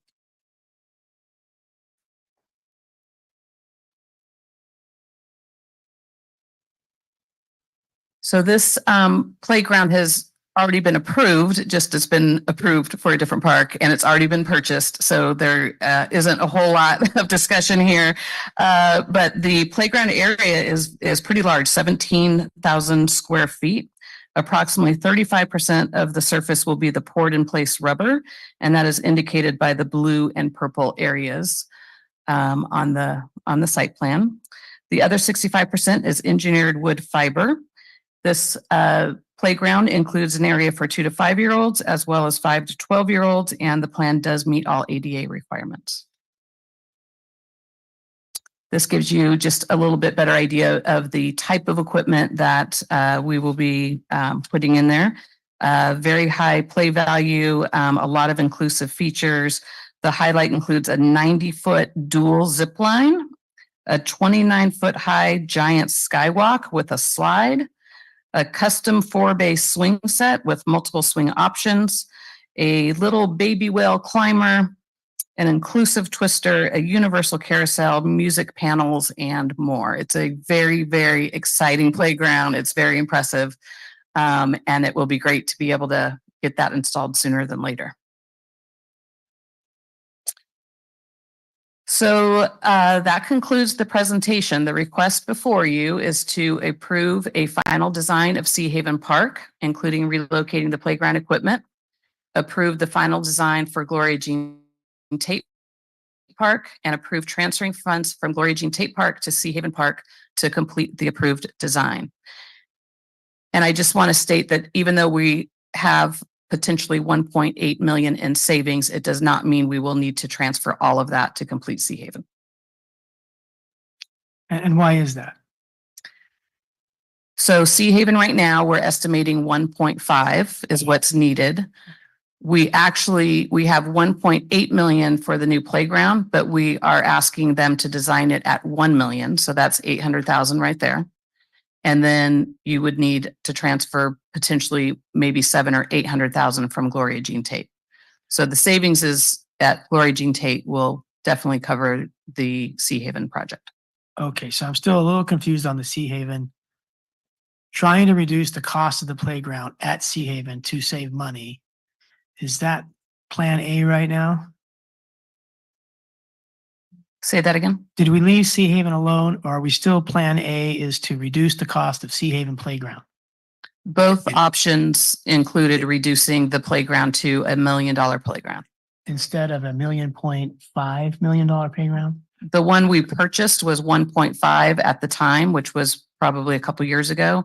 The budget set was 1.8. So if we were to buy the same playground for Sea Haven today, it might be 1.8. So our proposal, our next item is we're gonna propose about $1 million playground for Sea Haven. which is a reduction. Right, it's not quite as big as this, but when you see the playground, you'll be blown away. It's pretty fun. Okay, do we discuss that now or later? I mean, we're gonna go to public, but is that now or is it Yeah. the next one?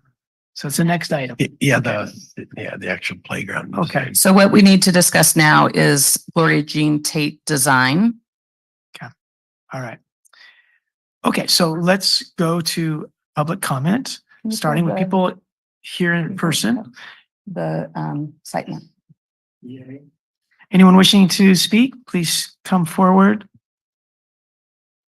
And if you're online and you'd like to speak soon, please raise your hand online. Good evening again, Grace Silva Santella, and I am not going to speak about pickleball because I can already see the courts are there. I'm actually want to talk about the parking on Cardoza. I walk this area often from my home on Susan Avenue. I do the big, huge loop, go up Cardoza, over to Paul Davis Drive, or I'll go down to the beach. And I've always been confused when the parking that was once on the west side of Cardoza, adjacent to the park, got moved to the east side. And it doesn't make sense to me. I'm assuming there's some logical engineering reason for it, but it makes no sense. And it seems dangerous. You've got people on the west side now crossing a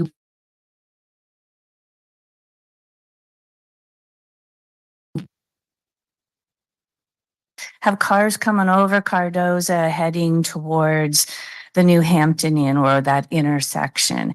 And I really think I don't want to stop this project moving forward. I'm super excited about Gloria Jean Tate Park being completed, but we really have to give some better serious consideration to safe parking down there. And I know that the people who live in the Cypress Cove area also have challenges getting in and out of that neighborhood.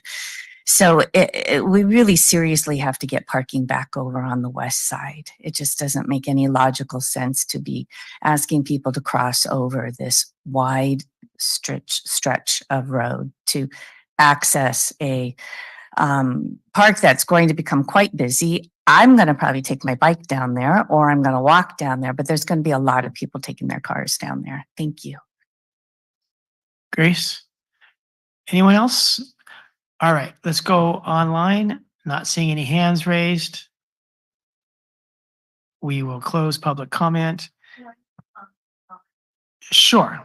We'll open public comment, and if you're online and wants to speak, please raise your hand online. No, I just wanted to make a correction. I live in Sea Haven, but the owners is not Wathas and Constanos anymore. It's Truemark. And because, We're moved on to Gloria Jean. So okay, I'm sorry. thank you. Okay, so we did have a question regarding why parking on the east side of Cardoza when the park's on the west side? That's a very good question. I had the same question myself. We have in our long range plans roundabouts at Cardoza and reservation and I had Edry pull up those plans for those roundabouts, and it showed parking on both the west side and the east side. And so for some reason, when they made the improvements on Aberdeen and Cardoza, they shifted the parking over. But from his plans, there is sufficient on both sides, and I'm having a meeting set up in the next couple of days with the Wallace Group to see if we can look at changing the striping there, because and there may be some reason why they engineering striped it that way, but I know from Edry's long-term plans, it had parking on both sides. Okay, so is this a bigger issue than the traffic safety committee? It needs to go to the Wallace Group? Yes. So we actually are trying to get that meeting set up. Okay. But our goal would be to try to get parking on the west side if it is feasible.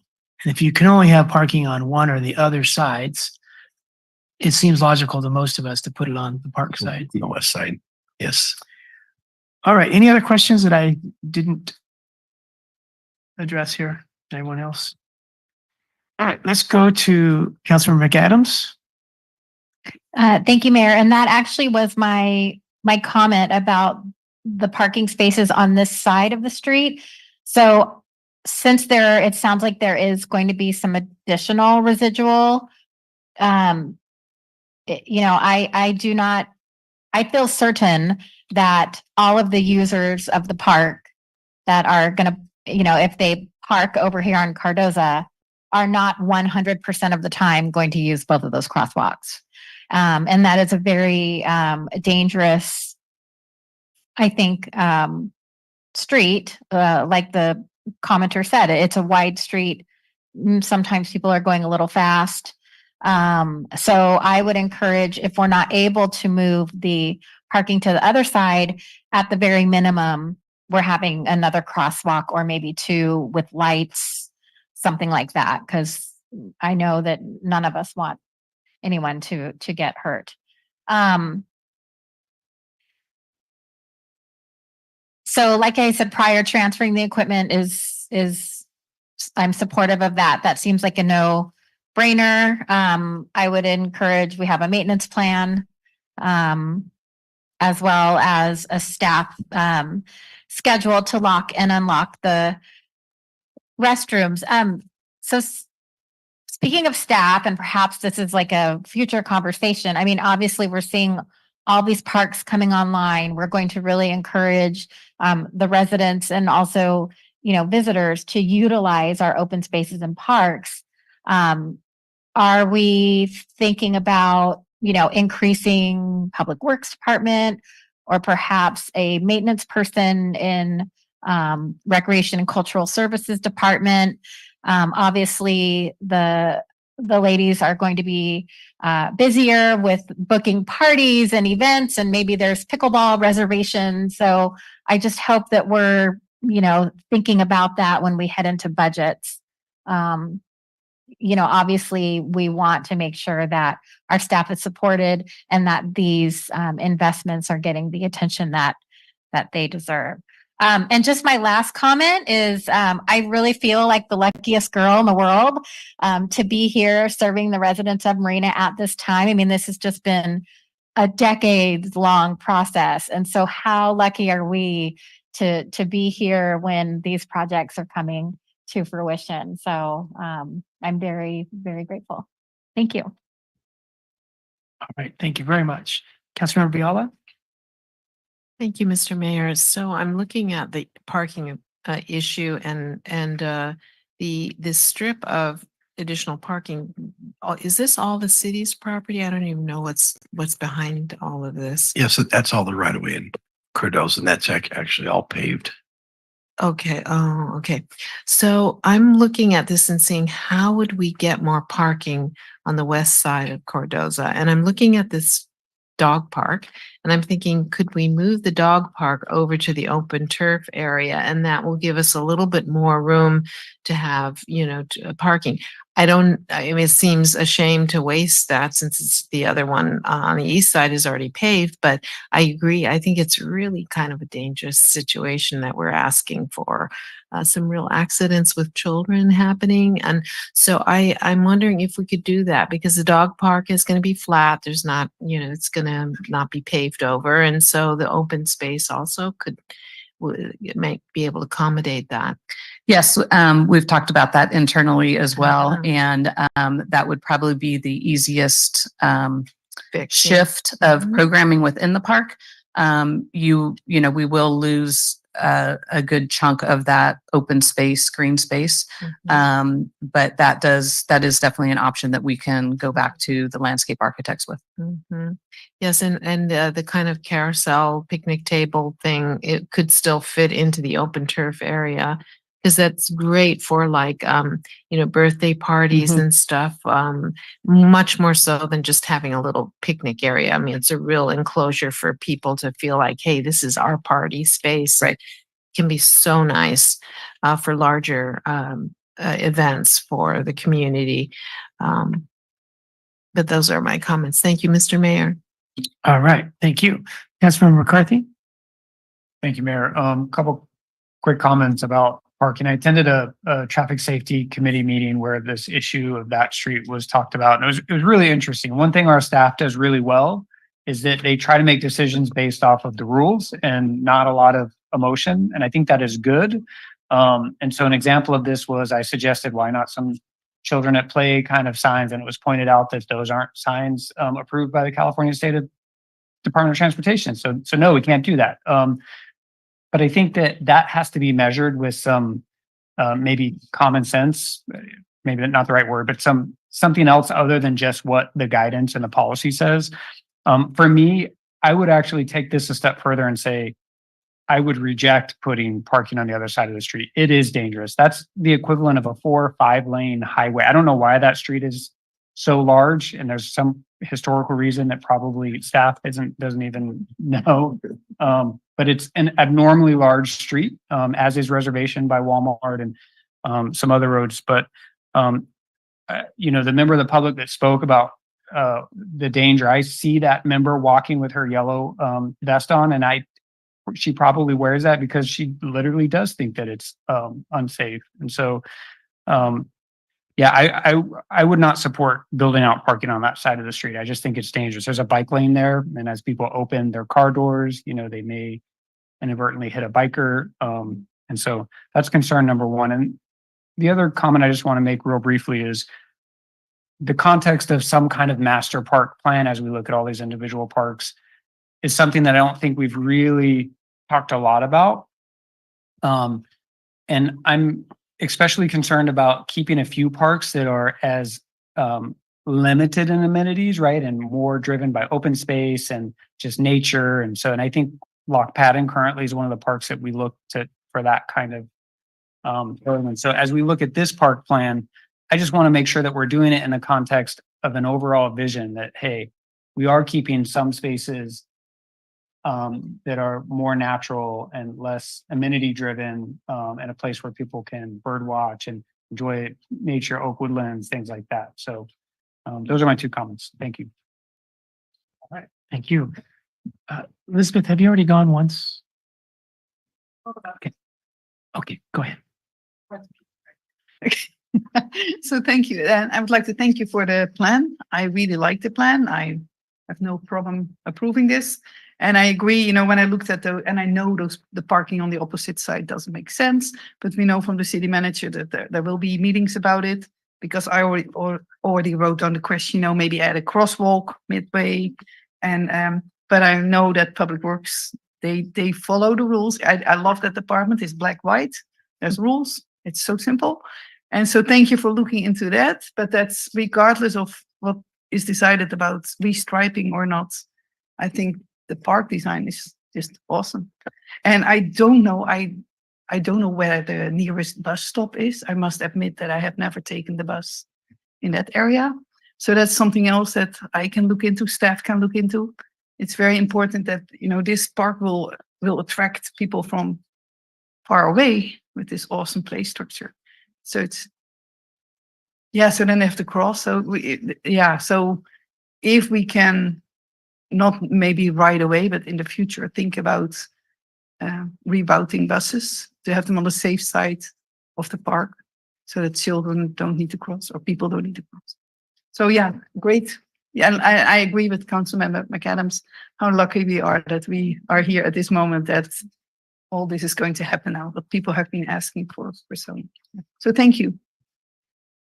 I remember in 2003 and 2004, feeling lucky to be at Los Arboles Middle School with an open house and Terry Segrist asking the teachers and the students and the parents what kind of a recreational experience they want in Marina, so we could come up with the number of parks that satisfy our needs. And now those children are out of college and we haven't implemented most of what we were talking about. So it is fortunate to be here tonight when we're closer to implementing it. When we talk about the dog park moving, is it that simple, or is that going to be a cog in the wheel, redesigning time and that kind of a thing? I don't think it'll be cog in the wheel. That part, because it's a turf area, is pretty flat. It's just an extension from the existing parking lot. So it wouldn't be very difficult to have the park designer look at that option. It won't be very difficult. Correct. Okay. So the constituency that I feel most guilty about not serving in this sort of venue here are the ball players. So it's a very vocal constituency. They don't participate in the public process much. You hear from them on the street and at the game. So our softball, baseball leagues, and to some extent soccer, maybe to equal extent, they're bursting at the seams. And what their limiting factor of getting more kids off the street into their programs are facilities. And so being an environmentalist first, I'm very happy with Hilltop Park and Lock Patton Park. If you look at Windy Hill Park, it's mostly passive. This park is turning into mostly passive, but you do have the bike, you do have the bike pump track and the dog park, so it's not exactly passive. But so with that little intro, how hard would it be to mess everything up and put a ball field where we have this large turf? Is that turf too small for a ball field? I believe it's too small, and especially if if we decide to move the dog park and possibly the picnic area, it would definitely be too small. Right, that's why I bring it up, because Yeah. if we're going to make it smaller for the dog park and parking, can we think about fitting a ball field? If we can't, if there's no room to fit a ball field, scratch it. But if we're moving things around, I want to speak up for the people that aren't here who are serving our kids in ways that maybe are better than most of the rest of us are serving our kids. So We do have a project for Preston Park, 5.5 million to renovate the existing fields and expand the fields. And we're already starting work on that as far as the renovations. But I believe at one of the council meetings, we discussed placing all ball fields in one sports complex as opposed to spreading them out into all the different parks. right. Okay, so if we leave this park alone and we want to help ball fields, is it possible we could work with the school district to invest better in the Los Arboles ball field while we plan the Preston Park ball fields? We are already having those exact discussions with the school district. Because if those two facilities were as primo as we hope Sea Haven's going to be and the pump track, then we're giving the ball players sort of due respect. Okay. That's all I had. Let's go to Councilmember Biala.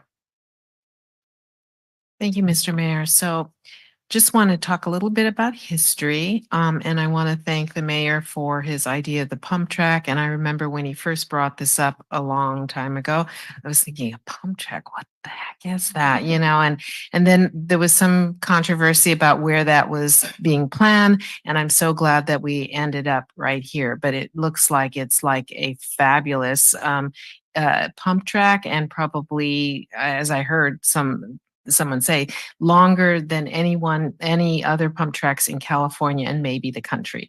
So I think we did do it right, and we built it, with a very high standard. So I want to thank you, because that was your idea. And at the time I was thinking, what the heck is that? And now we have this amazing thing. The other thing is the dog park.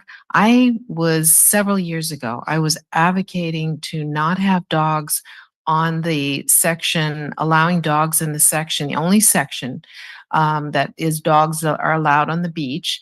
And that's with the sanctuary section there. It's a small piece that they do allow dogs on leash. However, when people access that they always invariably take the dogs off leash, and they walk on either side, either to, the federal property or the state property, which does not allow dogs.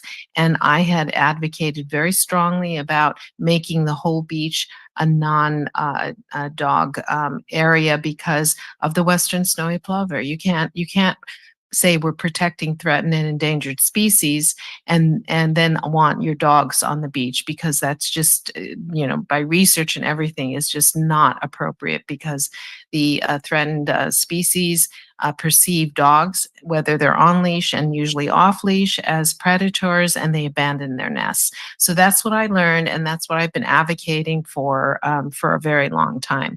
And what was said by the Regional Park District at the time is, if Marina builds a dog park, then they will attempt to proceed with banning dogs on their section, which they allow dogs on leash. So to see this dog park here gives me more incentive and inspiration to say, now we have this right by the beaches. Now we need to move to banning dogs on beaches, with or without leashes, because it's been very well documented that when you say dogs on leash, that invariably they are off leash. So that's the history of Gloria Jean Tate from my perspective. And also, I want to say that I think the comment about us looking at all the parks in the city, because we can't be everything to everyone in every park. So, this is a beautiful layout, but we have Preston Park for the baseball fields, or we have Marina Heights is going to have maybe the soccer. We can't have everything in every park. And I think that we look at some as being more passive parks and some as active parks. And that's how we satisfy, the total needs of our community, is looking at all of our parks holistically, and then planning for the different groups that we want to reach. Thank you, Mr. Mayor. All right, thank you. I think we're ready for a motion on the 3 items in the staff report. Councilmember McAdams. Thank you. I will try to give this a go. So approve the final design of Sea Haven Park, including relocating the playground equipment originally purchased for Sea Haven to Gloria Jean Tate Park. And that final design is in our packet. Thank you. Titled Original Plan, quotation marks, permitted, 4.5 million, 2023 pricing. No, I believe it should be option B. There may have been some confusion because this. Yeah, option B is the one that's like all red. Okay. Yes. There may have been some confusion with the documents because this was on the agenda 2 weeks ago and we updated some things, but maybe we didn't update the. Okay. So I'm going to leave the motion as is with the title of the drawing. Yes. Can I? Okay. Can you repeat the title of the drawing? Sure.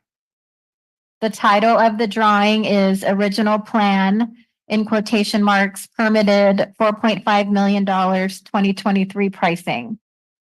That one includes the 4 bathrooms and the more expensive site furnishings. Correct. It's the. So you're going back to the original plan. Yes, Oh, correct. But don't we want 24 pricing? Yeah. Yes. Yes. So we So- have the pricing. So that drawing is not 24 pricing. So what do we do in the motion? I think she's correct with the motion. She's just saying, go back to the original design. Where Andrea's talking about is, we had looked at reducing the restrooms from 4 to 2, kind of what we were okay with, but we're very comfortable if the direction is go back to the original design. And we still have, that meets our funding. Andrea, will you come and look at these just to make sure? Just to make sure. So I'm saying this one. And this is the B. That's great. I didn't realize that this one was Okay. Okay, I just want to make sure that, okay, and this one is the 1.4 million, 1.5 million transfer. Okay. And does everyone up here Does that say understand Does that that? say 23 pricing? It does say 2020. And that doesn't cause us any trouble. Okay, okay. And then approve the final design of Gloria Jean Tate Park with, and maybe the city attorney can help me with this, with providing staff direction to find a safer alternative for the parking on Cardoza Avenue. East side. On the Oh, what? Yeah, is yeah. that sort of broad enough to give? Yes, that's great. Okay. And then maybe mention the dog park move. Yes, and then moving, or working with the designer to relocate the dog park For additional for parking. additional space. parking. And then lastly, approving transferring the needed unexpected fund balance of approximately 1.8 million from Gloria Jean Tate Park, capital project QLP 2119 to Sea Haven Community Project, capital project QLP 2016. Second, do we need the 1.8 or can we transfer less? If you can just word it that we'll transfer enough to meet our both parks design, so give us a little flexibility. Because Okay. So how would you modify the motion that says 1.8? Up to. Because it's Yeah. not. Or gonna not be- to exceed. It's not going to be more than 1.8? No, No. it won't be. Okay. And actually, if we move the dog park and add additional parking, probably that little additional money would help. Okay. Do you want to modify your motion to say up to 1.8? Yes. Second holds. Anita, do you need the motion restated? Discussion, please. Okay. We have some folks that have input. So let's go to Council, Mayor Pro Tem Vischer. Thank you, Mr. Mayor. I said I don't want to hold this up, but now I am confused.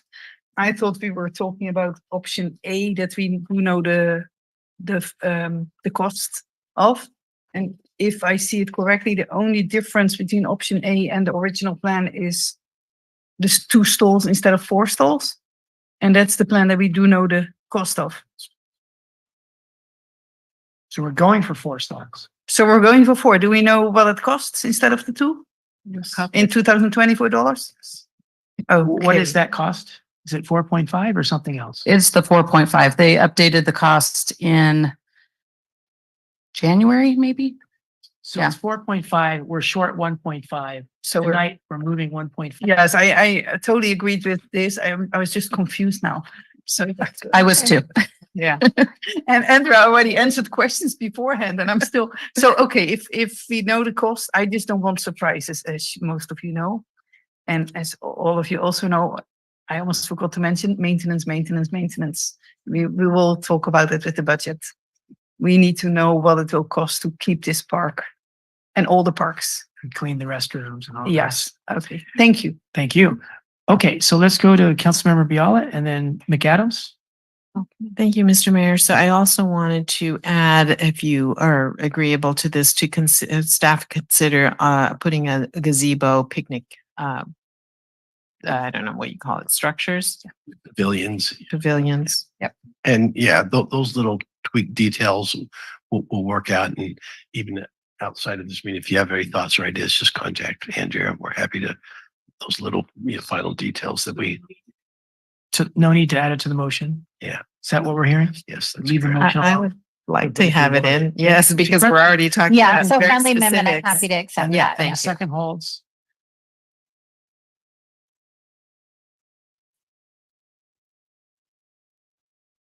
Okay. Let's go to Councilmember McAdams. Oh, I think I just left All right. my light on. Okay, any final comments before we go to a vote? All in favor, please say aye. Aye. All opposed, please say no. All right, thank you, everyone, especially you, Andrea, and all the engineering and planning that went into that. Thanks to the whole team. Thank you. Okay. So now we go to 13, what was 13B? Adopting a Joby ground lease. Oh, sorry, I'm skipping Windy Hill. Let's go to Windy Hill. Actually, I think it's Sea Haven. Sea Haven next. Community Park Playground Design. Okay, so based on our last presentation, some of this will be redundant, so I'm going to go through it quickly. So yeah, this is to look at 2 different playground concepts for Sea Haven Park. As you know, because the Sea Haven Park project was significantly over budget, the staff is trying to reduce the overall cost to the city. Staff is recommending a new playground design at approximately 1 million. Marina youth were given the opportunity to provide input on all future playground designs in the 2 community engagement workshops. I think this is what the mayor was referring to many, many years ago, but we've had several of them. And the trend that came back in multiple workshops with our youth, and that included members of our youth center, our teen center, our youth commission, and members of the public. What we heard is they want taller structures, faster slides, different swing options, more climbers, use of natural materials, and more inclusive play options. So when we went out to the 2 playground companies, we shared this information with them and asked them to design accordingly. So this is just a review of the site map you just approved. Thank you very much. And this is the site plan for concept 1. So the footprint at Sea Haven is approximately 9,000 square feet. This plan includes about 30% poured in place material, which you see in the light blue and slightly tan on the image, and 70% engineered wood fiber. So that's the overall site plan. The big attraction on this one is a huge pirate ship with a tube slide coming off the highest mast. This is a custom design with many modifications to meet the desires of the youth and what they said they wanted. The height of the center mast is 26 feet high and the tube slide is 12 feet high. As you can see, there are also 2 other slides as well as climbing nets and suspension bridges on this pirate ship. Here's another angle. I want to mention that the ship is made out of a product called Robinia wood, which is incredibly strong and durable and long lasting because it has a very high level of natural oils. It's a very unique wood and ideal for playgrounds. Here's another shot with the crow's nest and the suspension bridge and a lot of little fun hideaway spots inside the ship. Additional equipment within the playground includes spinners, swings, and climbers. That double butterfly climber is very large and has lots of different climbing options. You see the spinner bowls, which are very popular, and one of the swing options. There's another one coming up. Some more pictures. This is still the 5 to 12 playground area. Again, more climbing and balancing activities. And you can see they're working in the theme with the pirate ship. They kind of call this a little bit of a kelp forest, which is really fun. One more picture. These are examples of inclusive pieces. So the inclusive twister and the universal carousel are ADA accessible and very popular. It's great because you can put children of different abilities on the same piece of equipment. They can play together, which is the goal.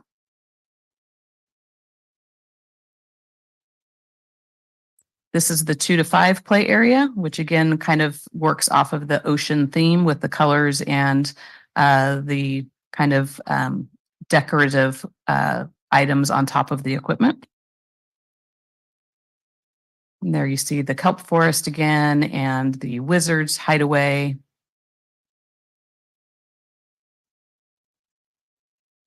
There's the second set of bucket swings for infants. And then the trail is really fun and it's very accessible. You'll see at the bottom kind of a net bridge that allows children with different abilities to be able to climb onto the equipment and join their friends. And that's just the last shot of the big, beautiful pirate ship. I was flipping pages without even realizing it. Okay, so we are going to move on to the next concept. I do just want to say that these are two very, very different companies.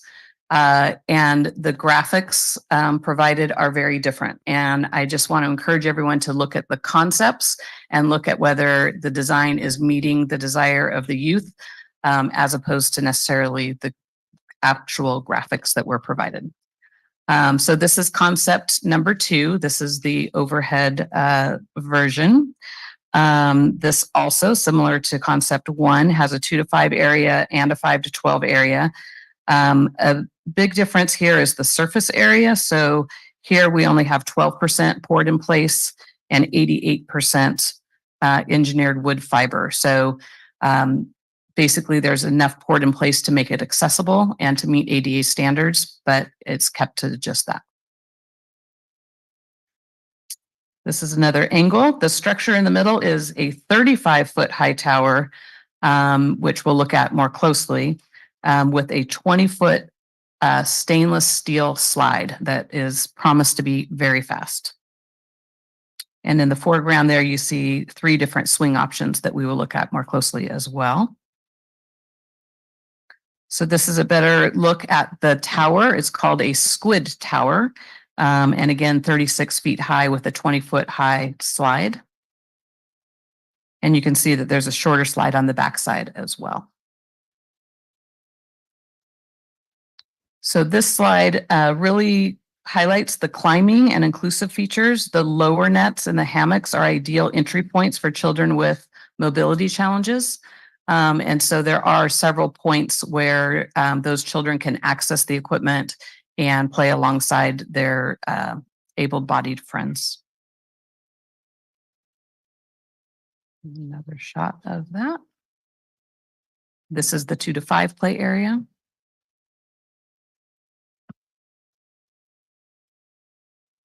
This shows some suspension bridges and ladders. Very focused. This particular one's very focused on climbing. And another good picture there. So 2 very, very different approaches. I will say that the Recreation Commission, we were not able to have quorum, but I did meet individually with commissioners. They really liked the second option because it was so different and unique and just thought it would really stand out. But ultimately, they liked the pirate ship a little bit more. So that was the feedback we got from the Rec Commission. Why did they like the pirate ship more? Well, Lisa Reich could come up and speak to that if you would like. Would you right now? Okay. We understand that they're both very interesting and the one has all the climbing on it that has been asked for, but we already put a very big climbing park over at Glory Jean that you guys just recently approved to move over there. And we thought that pirate ship was really great for imagination and fun play. Thank you. So the request before you is to approve one of the options and provide feedback. All right. Let's go to public comment, starting with anyone in the room. And if you're online and you'd like to speak to this, please raise your hand on Zoom. Seeing no one rise, we'll go to Zoom. Seeing no hands on Zoom, we'll close public comment. And let's go to Councilmember McCarthy. Thank you, Mayor. Just a little confused. Andrea, I thought you were talking about the second option, which was not the pirate ship that am I misunderstanding or? They were very intrigued with the second option. They thought it was very unique and a bit unusual, Okay. but ultimately they thought that the pirate ship was the preferred option. Okay. And then my other question is, and forgive my ignorance on this question, but very specific to kids with autism, are both of these solutions friendly to that subset of population? They both have different sensory boards or options. So yes, there are features that work for kids on the spectrum. And one not necessarily more friendly than the other one option? No. Okay. I think that's my only questions for now. Thank you, Andrea. Thank you. Thank you. Councilmember Viola? Thank you, Mr. Mayor. So having spent the last 3 days with a 5-year-old and a 3-year-old and visiting all kinds of parks, I'm an expert.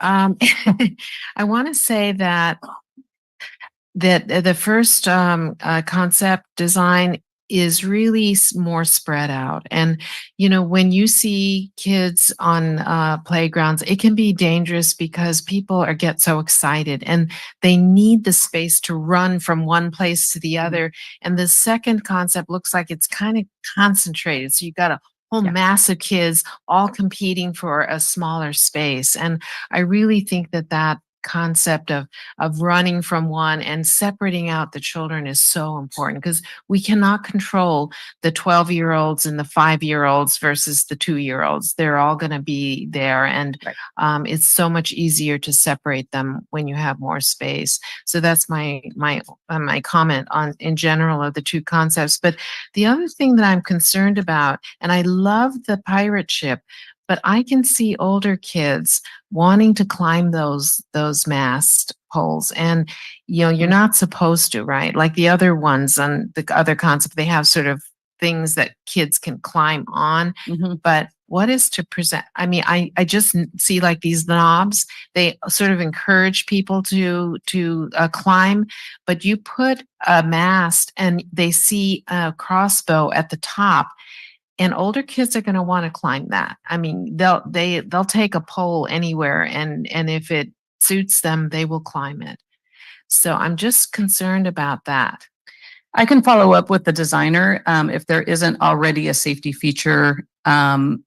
I'm sure they could come up with a safety feature. Great.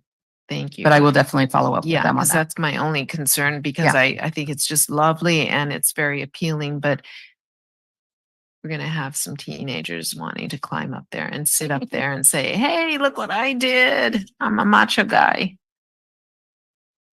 Thank you. Thank you. Okay. We're ready for a motion if someone would like to make it. I'd like to move to, let me see here. I think it's this one, correct?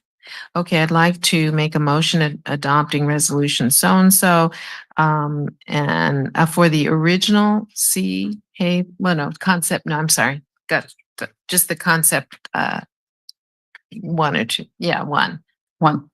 Pirate ship. Okay. I'll second that. Any final comments before a vote? All in favor, please say aye. Aye. That motion passed unanimously. We're going to move on to Windy Hill Park. And thank you, Andrea, and anyone else that had a hand in that. I'm not going anywhere. I'm sorry? I'm not going anywhere. I got one more. Right. So now we're looking at 13C, and we have a very similar presentation, same two designers. So again, I think we should be able to get through this pretty quickly. This is an approved project at Windy Hill. Approved budget is 1.1 million.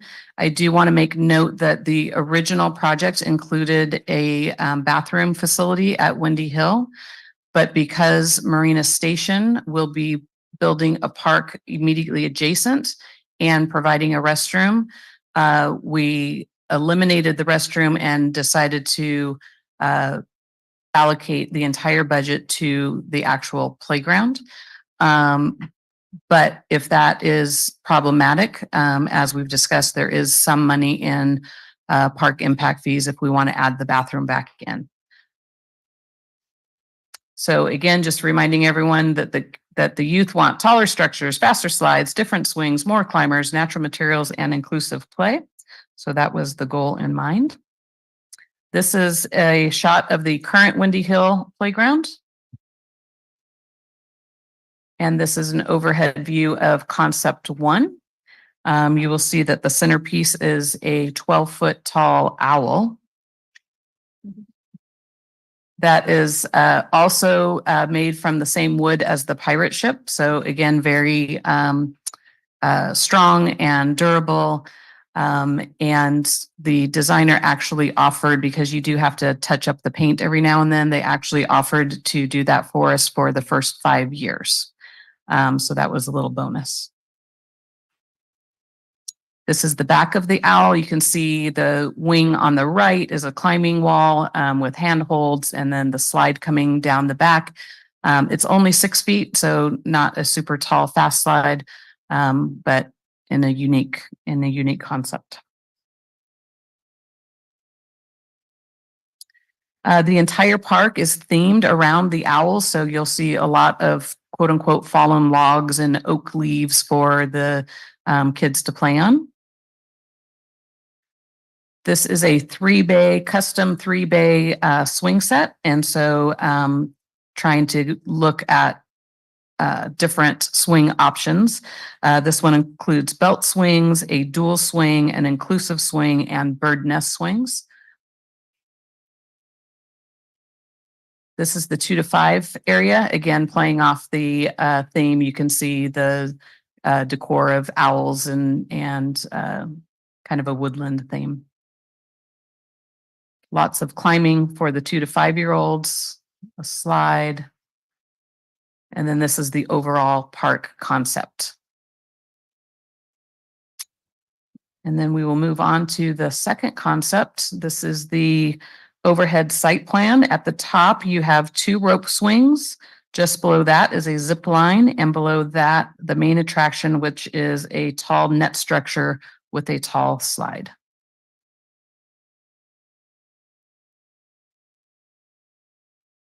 The main structure and the slide are about 15 feet high with a lot of climbing options and inclusive entry points. Again, kind of similar concepts to the last playground, but in a smaller, simpler version.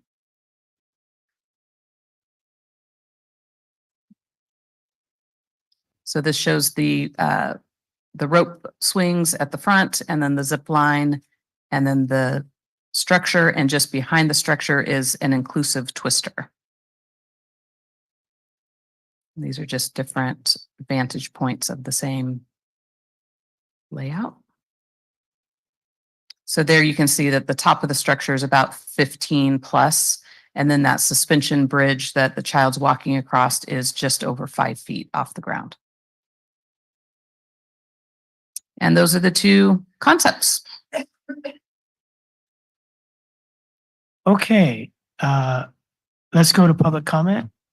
Anyone here in person like to come on up? Hi, Grace again. So I live real close to Windy Hill Park, and just a little background, especially for Councilmember McAdams. That park was named based on a competition. Planning Commission threw it out there and welcomed people to bring up ideas of what to name this park. And Windy Hill was one of the options, and that's what we passed on to the city council at the time, and I think it works well. The mayor spoke of this as being more of a passive park. I would have to slightly disagree with that. Andrea can certainly speak to this, but I often see people having parties up there, so I assume it's one of the more popular parks that are rented through the city to use. And as you evaluate the play equipment, it does seem to be more geared to younger children are there more, and it's well used. The other thing that's used a lot is the large grass area for dogs.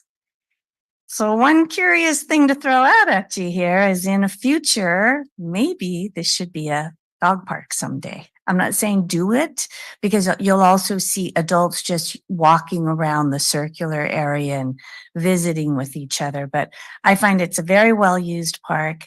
I know based on social media comments on Nextdoor, maybe Marina Community Facebook, people have been a little frustrated with some of the playground equipment we're having around here. So I know everybody's going to be super excited about this upgrade here at Windy Hill Park.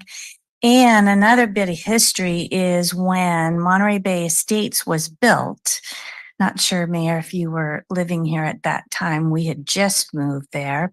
The residents there did not want a bathroom.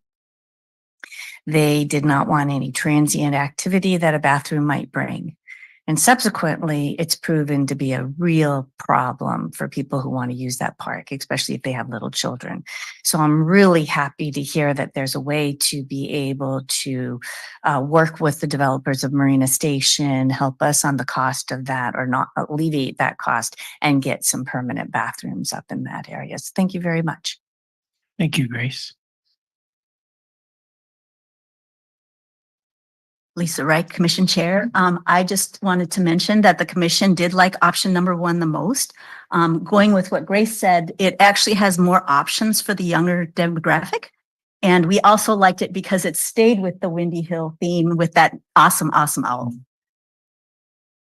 Great, thank you. Anyone else here in the room? Let's go to Mike Moeller online. Welcome, Hey. Mike. Hi, Mayor and Council. Thanks for taking my call. It's really exciting to see all these parks being, finally dressed up in the new playgrounds. But I look forward to having a permanent bathroom over there with the park being pretty well and with the annual bike event that seems to be expanding over there. It would be nice to have some permanent bathrooms over there, especially if you spend over $1 million for a playground. It seems getting rid of the porta potties would be quite suitable. So anyway, it's great. I'm excited about the parks, and yeah, definitely number 1, Exhibit A. Bye. Thank you, Mike. We'll give everyone else online a moment to raise your hand if you haven't spoken.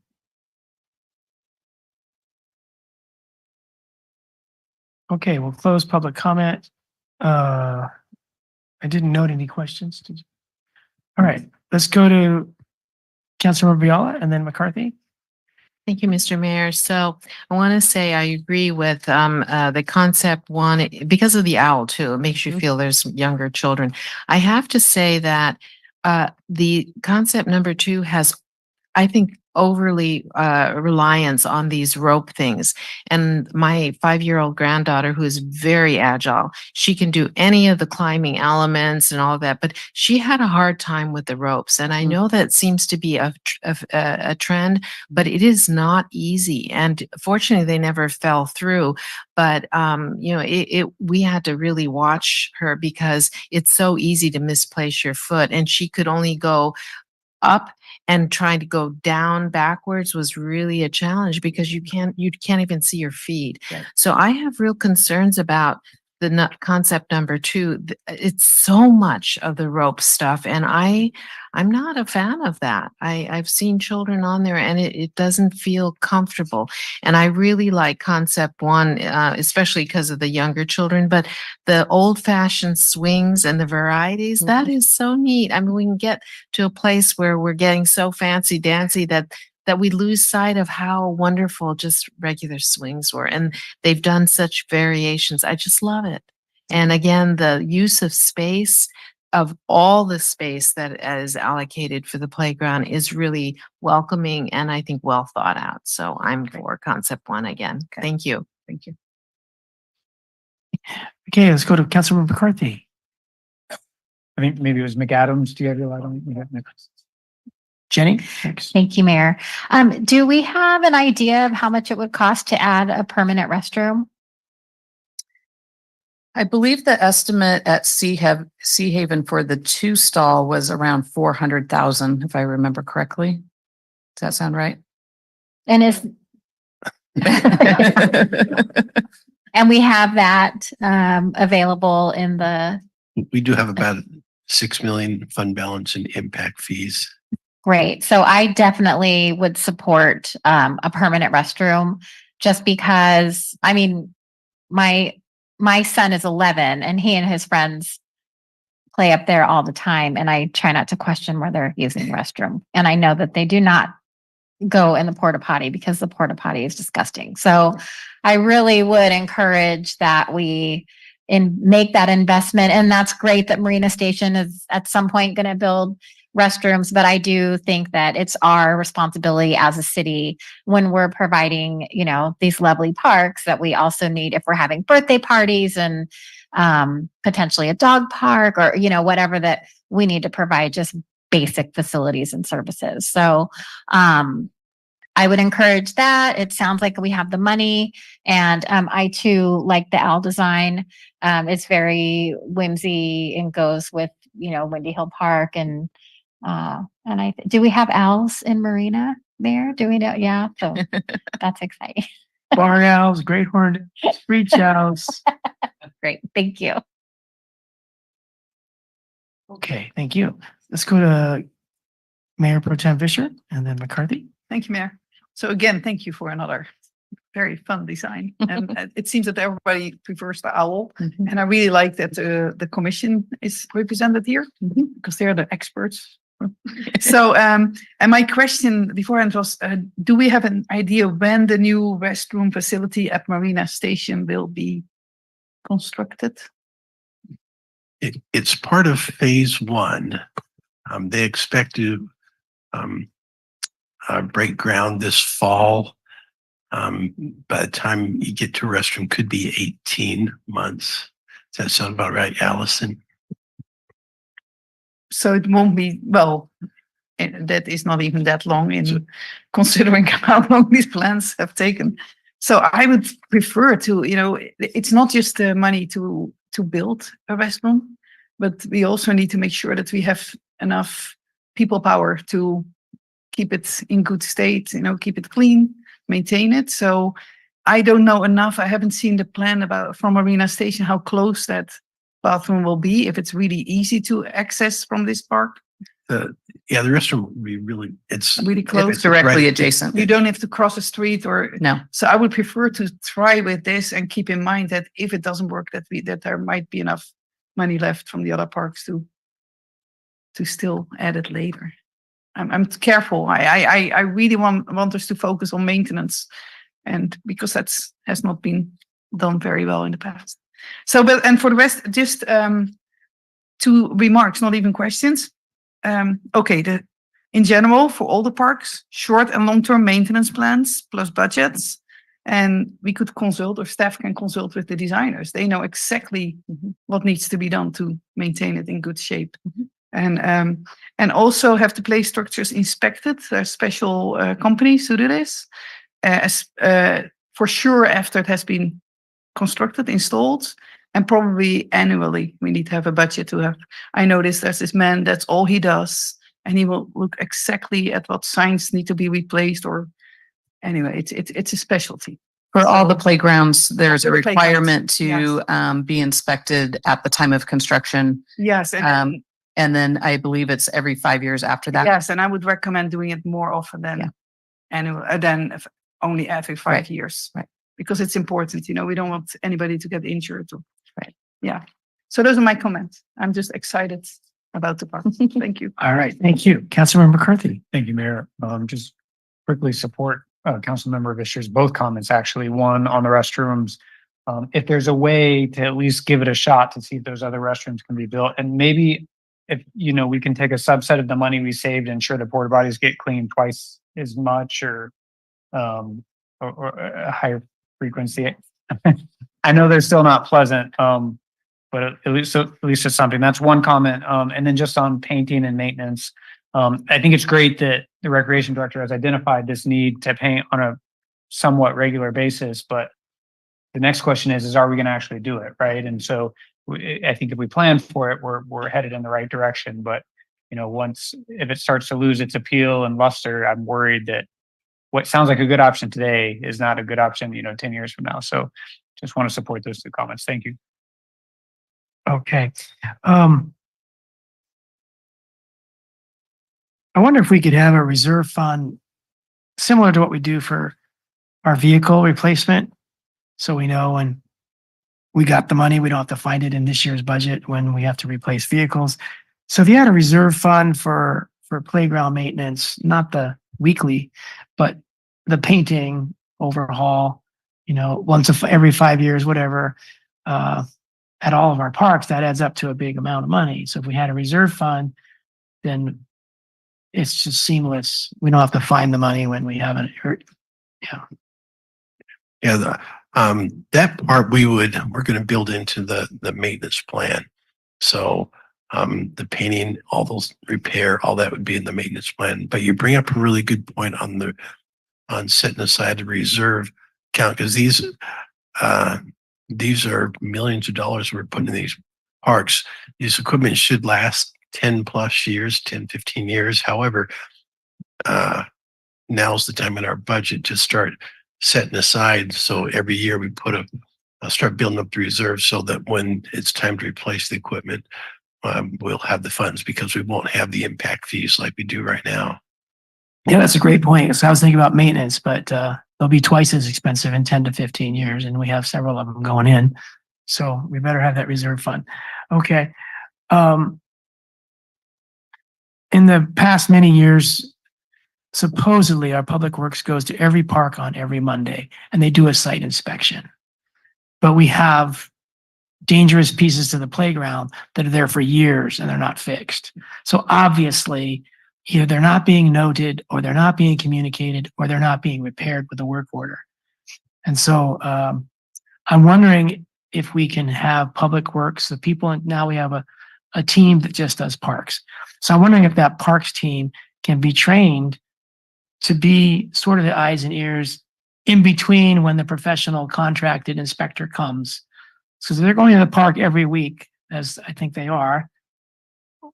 Do they have the trained eye to look over the playground at all these parks every week to catch everything when it just starts to rust or starts to break or whatever? So is that something that would help our part? They get more training, so it's good for them and their development. Yes, and there actually is certification that you can get for being able to look at equipment like that. And so we can definitely do that. I would think it would build morale. The more training we give them and the more that's a great abilities they have. Whenever I hear a development estimate of time, you can almost double or triple it. And so 18 months could turn into 5 years, which is a long time for a 5 or 7 or 12-year-old to get 5 years older before they have that first real restroom. And I'm wondering if there's a creative opportunity for, if it's going to be immediately adjacent, we're kind of doing the developer's job a little bit by putting them in ahead of time. So if he's going to put into, he being Dustin Bogey, if he's going to put into, and we're going to put into, maybe we put in 3. And when he puts in his third one, he gives us money for the ones that we put in that he's going to use. It just seems like a porta potty versus new Marina Station could instead be a 3 or 4 real restroom complex that we share, just like shared parking. So I'd like to see the restroom go in right away. And I'd like to not see it mirror image duplicated by the developer. It seems like a waste unless it's needed. And if it was needed, then we would need more than the porta potty plus the developer. So it just seems like it's a great opportunity to work with Dustin. But most important for us is to get it in as soon as possible, because these kids grow up fast and development usually goes slow. Look at every one of our developments, how delayed that they've been. And look at other cities. It's maybe even delayed longer in Seaside if they're waiting for the next restroom to happen in Campus Town or whatever. Okay. I was worried about the owl. It looked like once you go inside, maybe it wasn't safe or visible. But is it safe and visible? Yeah, we asked that question specifically for line of sight from the parent. And there are gaps that you can see through. And they also said if we were very concerned, they could actually remove some of the boards basically in order to increase the size of the gap. I do have some pictures of different owls being constructed. And so we can definitely take a look at that. And it looked like a barn owl. Yeah, it did. Yeah. Great horned owl might be. Yeah. Step up. Okay, so as long as the average parent feels safe, their kid is going through something they can't see or see enough, that'd be great. Okay, let's go to Councilmember McAdams and then Biala. Thank you, Mayor. Is there a changing station at Windy Hill Park? No, there's not. Okay, and then are the porta potties ADA accessible? Yes. Okay, so for me, if we're installing all ability equipment, I am really adamant that we're providing the caregivers with the appropriate facilities, right? So even if the porta potty is ADA accessible, think about a parent with a child in a wheelchair. That's a nightmare. Right. And thank you for your comment about the construction. You know, I mean, unless we have it in writing with Marina Station that they're going to have their bathrooms online in 18 months, like it's going to be 3 to 5 years. So I'm really going to advocate for us to, we have the money. We have $6 million. The money's there. And so, you know, I really am going to encourage, especially with the all ability, we're investing $1 million for the play equipment. We have to provide toilets. You know, if we want kids to come, we want birthday parties, we want all abilities, we absolutely have to provide facilities that are ADA accessible. And if I see another mom changing her baby on a picnic table, I'm going to scream. And that's what it is. That's what it is. Where else? I mean, or you can, I've seen the trunk of your car, like the moms have the car, the minivan open and they're changing their kids in the back of their car. And for me, that's just unacceptable. So thank you. Councilmember Biala? Yes, and I was thinking about doing a motion, and I wanted to find out the process. So the motion that we have in our packet is just saying whether we choose concept 1, but do we also build in concept number 1, for example, with modifications, and talk about removing some of the slats and building at least one bathroom, and then having the share with the marina? But that bathroom has to go into this concept, which has no bathroom. But it's so you can go wherever you want when you're approving the Windy Hill Park playground design. So just to clarify, the item before council is choosing a playground concept. You can certainly give direction to staff to come back. Is there a final design that for the park, or is that just? We can come back again, sure. But what I'm hearing from council, and actually I have a meeting next week with the Marina Station developer. So I'm hearing is, and I'll have that discussion to see if he's willing to transfer one of his restrooms and pay for it over to Windy Hill. We'll look at, I think that 400,000 was a 4-thing restroom. And maybe we'll look at just a one ADA restroom with changing areas, and that could bring down that cost quite a bit. And so we can come back after I talk with Dustin Bogues and get final direction from council on how to proceed with that restroom. That'll give us more chance to look at some different pricing and options. And the playground is just going to go in the existing footprint. And so the restroom, we can come back with plans on wherever you want us to locate that. I will tell you that we are having our arborist look at the eucalyptus trees that hang over the playground there. Now, these aren't the eucalyptus they're protected along the road there. But there are eucalyptus limbs that hang over the playground, and we're definitely concerned about safety, and they're just dropping they're stuff dirty all the trees. time.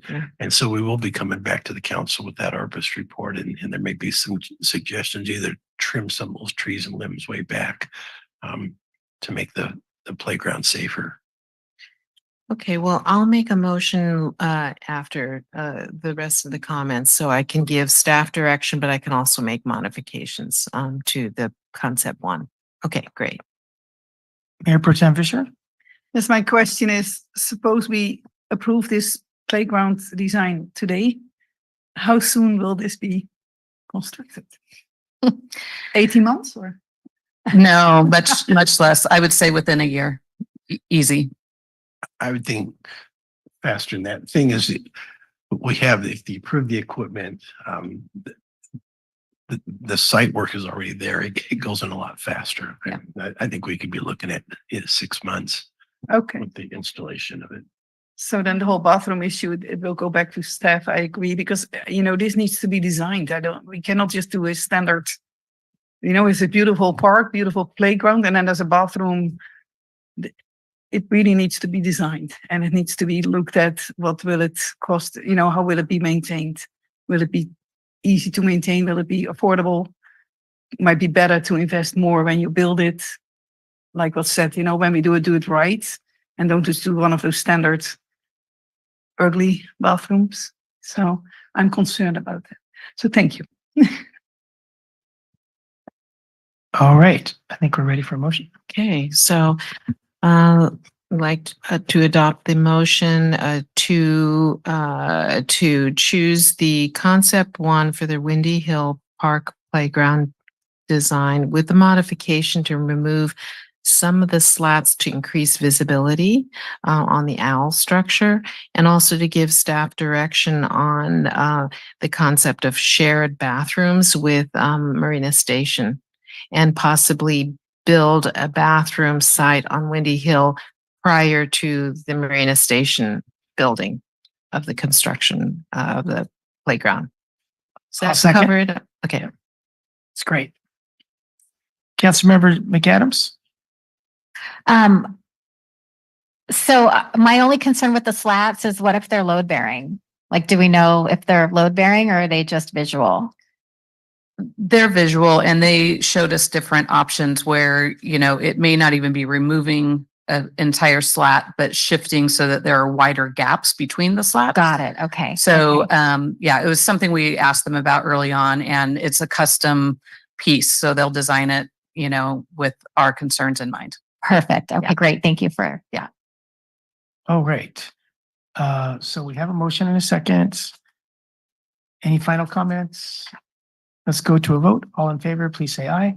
Aye. All right, that motion passes unanimously with the 5 of us voting yes. Thank you. Very much. Great night, Andrea. And we move on to Joby ground lease, and our Councilman McCarthy is going to recuse himself. I think. Yes. Do I need to leave the room? Yes. Okay, so I'm going to recuse myself. I have financial interest. I'm a shareholder, and so for that reason, I'm required to recuse. Okay. Thank you, Brian.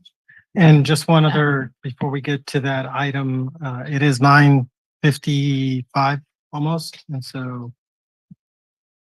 Motion next. So I'll motion that we finish this item and the bond measure item, but not take up the mobile vending ordinance item or anything after that. So two more items. We'll go to the end. That would be my motion. So Mayor, I believe the mobile vending was moved from the last meeting though. It's pretty inconsequential. Is it? Okay. Yeah, it's like Okay. no movement. There's nothing to report except Got it, there's no okay. applications. So anyway, is there a second for that motion? I'll second. Okay. Any discussion on that motion? Can I make a friendly amendment? Sure. Can we take a 5-minute break? Sure. Okay, thank you. There's a porta potty just around the corner. Yeah, yeah, over at Windy Hill Park. All right. So all in favor, please say aye. Aye. All right.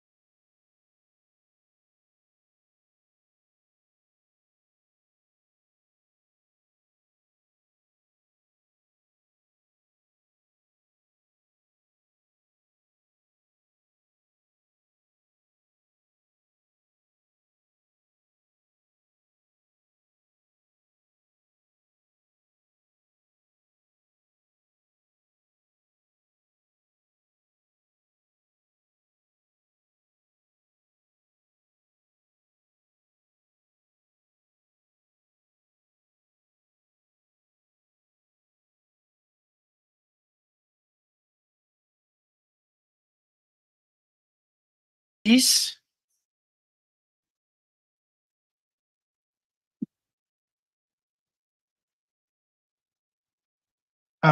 Yeah, so I guess I'm up. I'm the sort of last man standing here with this lease agreement, so we can just we can go to the next slide. Great, thank you. You guys know where the airport is? So perfect. Let's go to the next slide. Okay, so just to give you some background, I guess for benefit of the public to the extent some folks are still online. So in December 2019, the city council approved a lease with Joby for a 5-acre parcel. Actually, let me back up. A lease for 30 years for a 5-acre parcel with 2 options to expand the lease area up to a total of 25 acres. Each of those options also allowed Joby to extend the lease for additional 10 years for a total of 50-year ground lease. So the 2 options at some point in the process lapsed. So since then, Joby has come back to the city to negotiate a slightly different area of the airport adjacent. I believe it's still within sort of if it's not within the bounds, it is next to sort of the original option areas. And as part of the negotiations, we negotiated these changes to the lease. So to increase the area, the original 5 acres to approximately 13.75 acres, the rent was also slightly increased from $0.03 a square foot to $0.033 a square foot. And considering the larger lease area, it is going from a rent of $6,534 a month to $19,771 for a total annual rent for the larger lease parcel of $237,255. So as part of that amendment to the lease, we also negotiated to increase the term from 30 years to 40 years, which would have been consistent with exercising one of the options of the original lease. And as part of the lease amendment, we also simplified the rent adjustment from going from this sort of very complicated formula to a more straightforward annual adjustment of 2.5%. So everything else in the lease pretty much stays the same. And if you want to go to the next slide, just to give sort of some visuals of what it looks like. So the long rectangle on the left is the existing tent structure out there. The new lease area would be adjacent to this tent structure. And what is on there is the footprint of what was submitted back in February 2024 to the Planning Commission for site and architectural design of a 226,329 square foot metal building. And if you go to the next slide, so this is just what it looks like. These are the elevations of what is going to be built there. And I believe that is the final slide. Maybe there's one more. Oh, and what they're proposing out there is consistent with what is existing out there at the airport. So what is before council today is just the terms of the lease. The actual building structure has already gotten approval from the Planning Commission. All right. That's it. Thank you. Let's go to the public. We'll go online since we have no one left in person. Anybody online like to speak to this item, please raise your hand remotely. Seeing no hands raised, we'll close public comment. Just one question I asked to our city manager, I think it was yesterday, and he answered it with a lot of information I thought would be helpful for everyone to hear. And that is, how is this rent related, if at all, to the financing district that we're trying to get? So really my question is, does the rent that we charge them come to the city, or do they get to keep it because of the enhanced financial district we're talking about? And that really is we've actually had several questions on that. And so all the lease revenue at the airport by the FAA regulations have to stay with the airport enterprise fund. And that's part of when we take the grant revenues from the FAA, those are part of the assurances. And so any of that revenue generated from the airport has to stay at the airport. So 100% would be there. Right now on our budget, we probably have about 1.5, close to 1.5 million is generated from various leases and uses like that. It probably includes fuel cells at the airport. And so our leases actually do make up the largest part of our revenue at the airport. They're very important to the sustaining of the airport. Now, the enhanced infrastructure financing district, if that is created, that is related directly to the property tax. And so as they build the building and bring in the equipment and their property tax value goes up, then and what we've talked about is roughly 60% of the tax increment growth we would rebate back to Joby. So that's property tax. All property tax, even at the airport, goes to the general fund.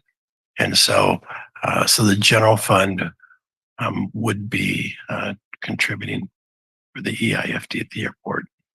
So I'm surprised because I was ignorant, thinking that we own the land at the airport, so there is no property tax paid. Are they paying it on their equipment or on the building?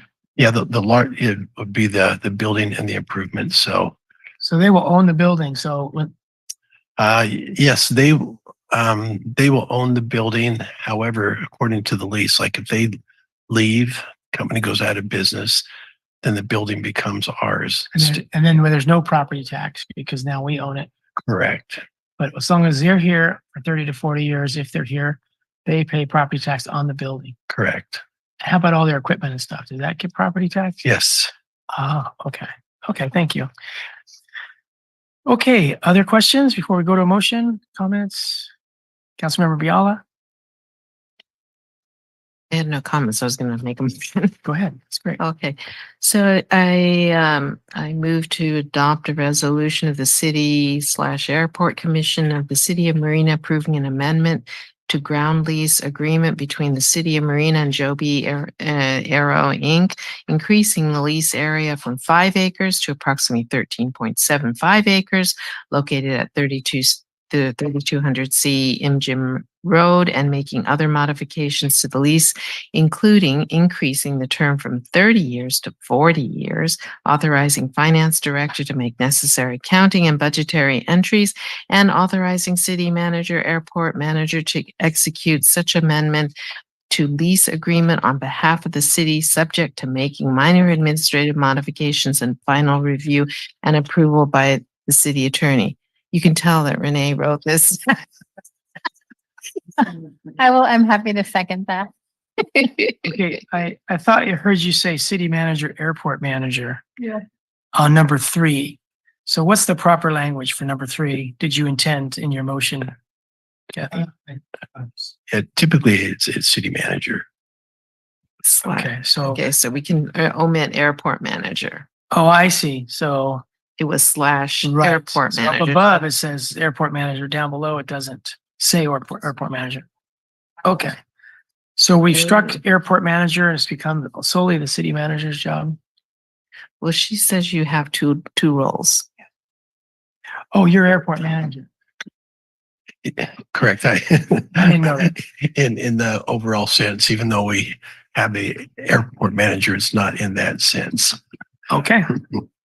All right. Any comments before we vote? All in favor, please say aye. Aye. And that's good for the 4 of us voting affirmatively with Brian McCarthy recused.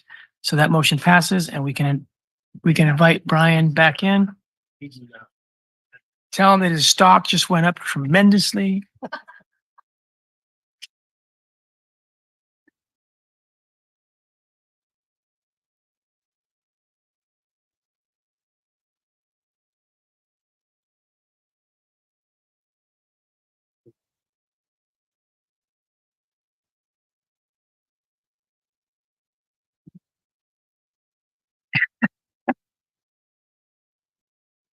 Okay, in 15 minutes, we're gonna get it.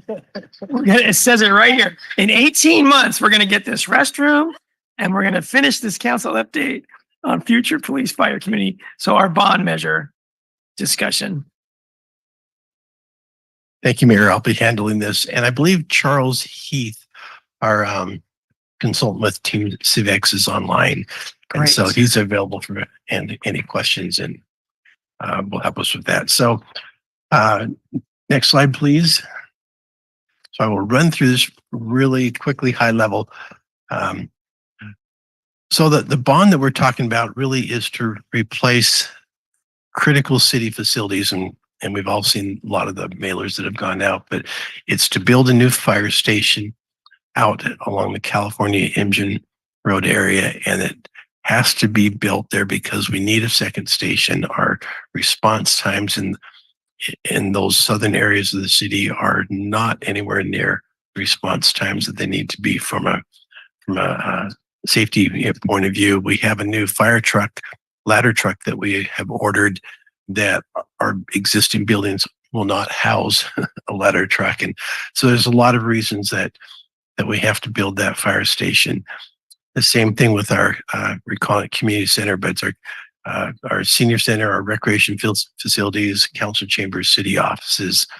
And the estimated cost for all that is $29 million. And then our police station, when it was built in 1993, and I think in the packet it said 20 years old, but it's really over 30 years old.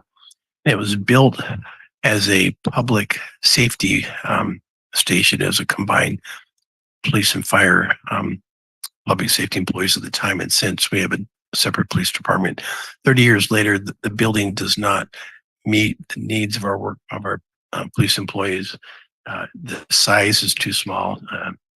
Chief Hopkins can go into a long detail of that, but it's a critical facility that needs to be replaced, and that's 17.5 million. And then we've talked about the sports and aquatic centers. These are amazing assets that we were given from the Army when it closed, and they're indoor aquatic center. It's an indoor sports center. And they need to be rehabbed. If we were to build these facilities on their own, it would be twice the price that we're talking about. And so the structure is really good. We actually are saving a lot of money. It's an asset to be able to do that. We have about close to 20 million that we've already set aside, allocated for this. And so we're just trying to close that last gap to where we can get them opening and operational. And we haven't updated in a couple of years, but went through an elaborate process of programming for the facilities and looking what the cost would be. And they were designed and programmed and operated so those facilities would generate revenue and would not be a drain on the general fund. Now, the first few years of the aquatic center would, I think we'd have to subsidize it. I think it was 150,000. That gap would close after a few years. But as the programming increased, then they thought that would also be operating with a surplus. And so the total, if we were to look at all the facilities, is $80 million. And people ask, well, can't you city just pay for this? And very few, like I say, very few, hardly any cities have the ability to save up money to build facilities. They bond for it. And there's a lot of different reasons for that. Next slide, please. So when we're looking at different levels for a bond, and this is just to give you a rough idea of the cost. And Councilmember Fisher pointed out that it makes it, if you're adding this up, it actually is correct, but it's really talking about two different things. We're $50 million bond, we're $4.56 per month for 100,000 assessed value. The next line, we say the annual cost of $50 million bond is about $272 annually. That's based on the average assessed value of a home in Marina, which is $496,000. And that's how that cost came. So a $60 million bond is $325, a $75 million bond is $400. 407. And so an 80 million would be a little bit more on that. And so that is just to give you a sense of the magnitude of what this bond measure would be. Next slide. Talked a little bit about this, the fire station. We don't have a lot of options unless we just want to be responding to our medical needs with a huge delay. And as we continue to grow and expand as a city, those delays are just going to get worse over time. Next slide. I won't go into a lot of details in the community center, but we're 50 years old. If we don't build a new center, then we're going to have to rehabilitate the existing area here. And we think minimally, we're talking around $15 million. But to do that, it just is keeping our same size. And our consultants, when they looked at for a city our size, with our population, our needs, our staffing, we need a facility that's twice the size of our existing facility. And so we just have so even if you went down the path of saying, okay, let's just rehab it and spend $15 million, it still is going to be too small. And it's still going to have to be replaced at some point. And so those are the challenges that we have with the community center. The consultants also told us that the cost to build new is pretty close to the cost of what it'd be to replace it. They're that old. Next slide. We kind of talked about this with the police facility. It's not 20 years old. It's 30 years old. Next slide. There's some positive reasons why you go out to bond. Number one, you can't save up money for facilities. Your construction cost inflation always will outpace your ability to save, and so bonding is typically how cities do this, counties do this, the same thing. But one thing, if you're trying to save up, and the mayor kind of talked about this, are people at the parks. You're trying to save up money for the parks, and you'll go through a whole generation of kids or 2 generations. And so they've been putting all their tax money into saving up, and they don't get any benefit from it.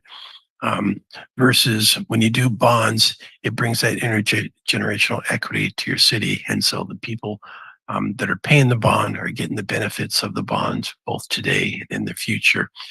Now, we're also a city that is growing. And so as we're growing, we're adding new homes. And as we're adding new homes, we're adding tax base. Our tax base is growing. And so as our tax base grows, the actual payment per cent will actually decrease because your assessed value is increasing. And so let's say if you do an 80 million bond and it's $420 a year that would cost you, over time, you're going to see that payment drop to down to the 300s. And that's just because of the property tax base growth. Next slide. You hear a lot about, well, and you saw it today, all the cities building all these wonderful parks, 10 million for Dune City Park, 8 million for Gloria Jean, and all the money for the parks. And it's like, well, if the facilities were that critical, why aren't we putting these monies into the facilities? And the reason is very simple. These are from park impact fees, and park impact fees by state law can only go to building those parks. And so as frustrating as it may be for people to say, well, let's put that 27 million elsewhere, we don't have the ability to do that. And so the good thing is we're seeing all this because we have the infrastructure, we have the financing policies in place, that these impact fees have been building up. And so now we're actually able to spend the money on these great projects. Next slide. We also did a couple of years ago a FORA bond, and then we also did an escrow bond. And that gives us the ability to use that for blight removal and also for rehabilitation of former Fort Ord buildings. It can't go to the general fund, can't go to anything else. And so when they see we're spending these monies with that. Again, it's restricted. It can't go to any of these city facilities. And so what we have done is allocated that 15 million to the aquatics and sports center. And that's the big cash thing that we're using with that. And then we're working on getting EPA grants of $5 million a whack to continue on our blight removal program. And so we're on a good path to do that. The other thing you're seeing is Imgen Road widening, and that's $50 million. And again, people are saying, why use a general fund for that? And that's all from state and federal grants. We're not taking any of our, actually, we're using some of our impact fee dollars for that, but that's all state and federal grants. Next slide. And we're seeing all this road construction in the city. That's $13 million. And again, that was Measure X that was approved by the county. And then we leveraged those monies to rebuild all of our roads in the city. And again, those are not any funds that could be used for building any facilities. Then we have gotten some land sales from the dunes from their phase 2 and phase 3, and they total about $14 million. And those are what we've been using. We've been allocating some of those funds to our parks, those funds to Del Monte. We have our budget has over 100 capital projects, and so those funds be going into our capital projects. Like this year, Marina Drive, where it floods every year, that's getting repaired and replaced. Carmel Avenue, where it floods every year, that's getting replaced. And so a lot of these delayed capital projects, we are using those dollars to improve our infrastructure in our city. Next slide. FM3 did our original survey a couple years ago, and they are starting tomorrow their survey. And this is going to be phone survey, and they just do random random selection of residents in Marina. And I believe it's the voters in Marina. They'll do a random sample, and it gives us a very good idea, just like it was in 2022, of what our voters will support. And so some people they're asking, well, why don't we just go out there and say we're going for an $80 million bond? Well, we don't know that yet. That is what we've been having these discussions for years about the needs. And now we're going to be testing in this survey now, and we'll get a sense of where the support is. Is there support at $80 million? Is it $70 million? Is it $50 million? Is there support for fire station? Is there support for police station? For community facilities? And so that's what that survey is going to tell us. And they're going to complete that and have all the results, and they'll bring it back to council at our July 2nd meeting. And so that will really start to give us the ability to start to make some decisions on the facilities, how much the community is able to support. And then really for the month of July, we're going to do a lot of outreach, additional outreach. And I think I talked with the mayor about maybe we'll start weekly, like maybe Monday night, just have an open house here at the council chambers, and we'll talk about the bond and the facilities, and anybody can come in and talk about it and ask questions about it. Next slide. There have also been, with the mailer that's gone out, they've had a little thing for people. Anyone can just respond to that. So it's not scientifically valid or anything, but it gives us a good sense of the community. And I think in our mailer that is going out this week, it's our final mailer, and it talks about we had 80% of our community supported a police and fire facility.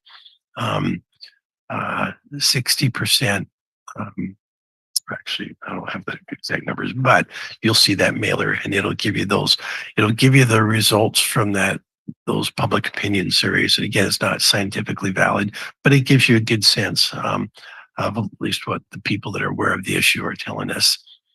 Next slide. So our next steps, and these are critical for the remainder of June, July. We're really going to reach out if there's individual groups, like Guido is talking to Sea Haven, so I'm going to go with him to Sea Haven and talk with the HOA there, and we'll talk with the Dunes HOA. We'll talk with the chamber. People want to go out on the farmers market. We'll really start that outreach, because after July 2nd, we'll have a better sense of where our support is in our community. Now, at the July 2nd meeting, Renee is working on this resolution of necessity, and the council will need to approve that. And that's just to start the process to put the language on the ballot. And we talked about keeping July 23rd and 30th open. Renee's done some research on that, and we don't need to have another meeting then, although we may, if the council wants to just hold a special study session with the public, we can do it either those days, or we can do it on Saturdays, anytime that we want. We're willing to engage and talk to the public, because again, we'll have a better sense of really what our plan is at that time. And the deadline is August 7th. That's our August 7th council meeting. That is when the council needs to adopt the ballot language and make the decision whether or not we're going to put it on the ballot. Next slide. After August 7th, there is some other procedural things. You file the argument supporting the measure, impartial analysis, rebuttal. And so we'll have to work with different people on putting that, but that's a part. We've done that with other bond measures before. Next slide. I think that is it. Charles, do you have anything else to add or to update the council with? No, I think that was a good summary, Lane. Yeah, I mean, we're launching into the survey. Our third direct mail piece just went out. So here by the end of the month, we should have some good up-to-date data on what impact our outreach and informational efforts have had, and the level of bond that we think the voters will support. And based on that, we'll bring some recommendations back to the council on July 2nd.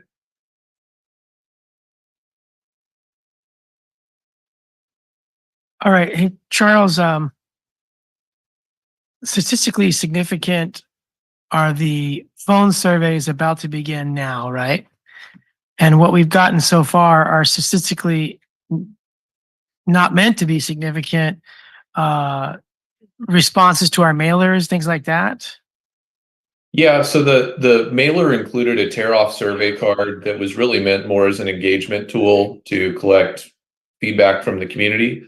But because that isn't controlled in any way to ensure that the responses are representative of the community demographically or geographically, we can't be confident, within any measurable margin of error that that's accurate data.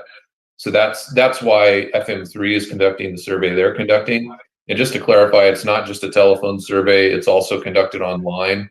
So people either receive phone calls or they'll receive text message and email invitations that will take them to a link where they can complete the survey online. But it's a unique link that only that voter can complete.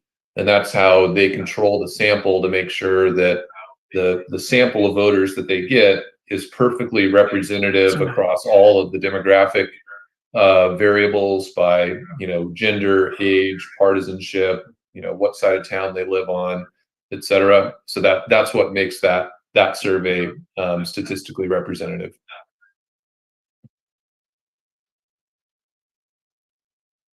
Okay. I'm sorry. Yeah. Let's go to public comment. Please raise your hand if you're online so we can call on you. We have Carlos and Julius and Linda and John and Mike and Peter. We'll close public comment in just a moment. Give everyone one more moment to raise their hand. All right, we'll close public comment and come back to council. Any questions, council? I have a question about ball fields. We talked about it earlier, and I don't trust that we won't have increased costs or estimates by the time we get around to building the ball fields. So I talked to the city manager a little bit about this, and what would be the intelligence or not of adding $3 million for ball fields? because we're already sort of under, right? Because the 75 million was the top option. I don't know if that is because we're only going to ask for 75 million, but our total cost so far is 80 million without any ball fields. So how might we work in ball fields? And is that a smart idea? That was one of the questions that is on the survey that will be asked. And so that will give you some data and some input on that. But I think also Charles and his team can give us some advice on because I think from the one end, we want to be as inclusive as possible and give us the greatest chance to succeed. And if that is, that's potential. Charles can probably answer that a little bit more. Yeah, so typically, there's two elements that we're really looking at in the poll. One is what's the sensitivity to the size and cost of the bond measure? And obviously, the more projects that you layer into that proposal, the more it costs, and support will fall off as the size of the bond and the associated tax rate increase. But then separately, we're also looking at what are the project priorities? How do voters want to see their dollars spent? Typically, what we see is sort of projects related to public safety, kind of core repair and renovation of aging facilities, things of that nature tend to be the top priority for voters, but that's why we ask the question, is so that we can confirm that. So what we'll be looking for in the survey is the priority placed on a project like ball fields strong enough to justify what would be required to increase the cost of the bond measure to fund that additional project. So we'll see how it comes out. In the current environment, what I'm seeing in polling we're doing for cities up and down the state is that, given inflation and gas prices and grocery prices and all the rest, there's definitely sensitivity to cost. So there's probably going to be some upward limits on what the voters are willing to support, which is going to require some prioritization of projects. And because of that, we may want to be careful about what additional projects we layer in. All right. Thank you, Charles. Let's go to Councilmember Biala and then McAdams. Thank you, Mr. Mayor. So this graph here in this newest piece, how many sample size was that? Online, you said, and as well as hard copy, postal. Are you referring to the graph that's in the most recent mail piece? Yes. Okay. Yeah. So to be clear, that Yes. was not a sampling of voters. That was sent out to every single registered voter in the community. Sure. And they had an opportunity to respond. Yes, I understand. So, and I believe Lane had the response numbers in his presentation. It was about, I think, 100 mailed in surveys and I think a couple hundred online surveys as well. Okay, thank you. At what point and how can the city council assist in this bond measure? And I presume after you do this next survey that will be more statistically relevant.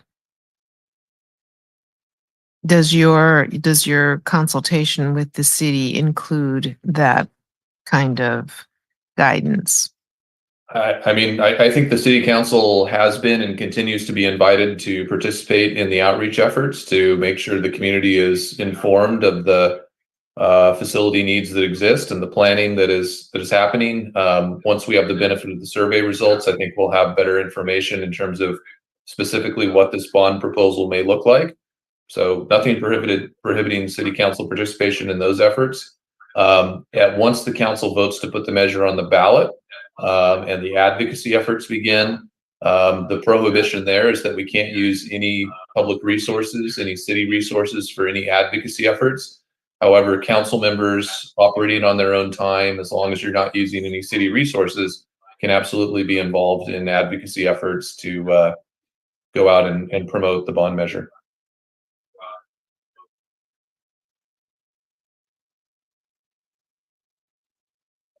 Thank you.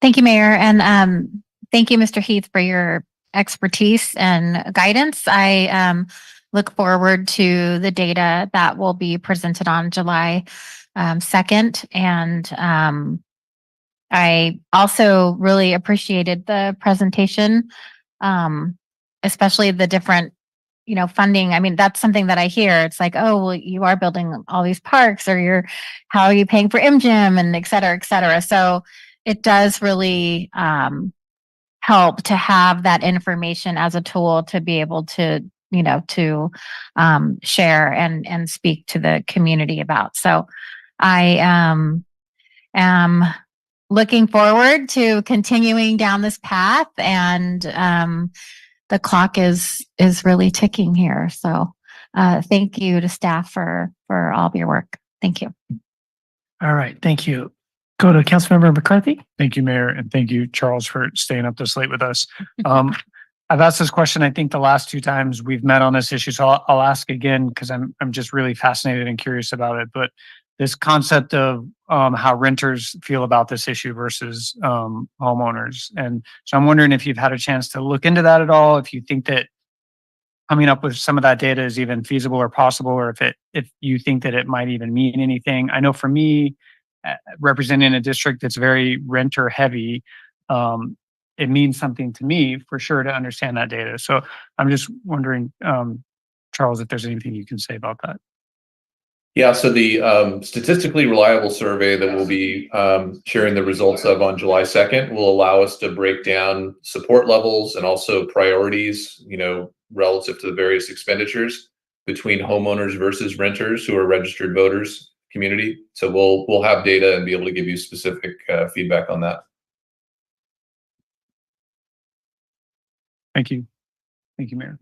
Thank you. Charles, as a follow-up to that, sometimes during the surveys, you do follow-up questions or you specific questions. So do you know if you're talking to a renter or a homeowner during the phone surveys?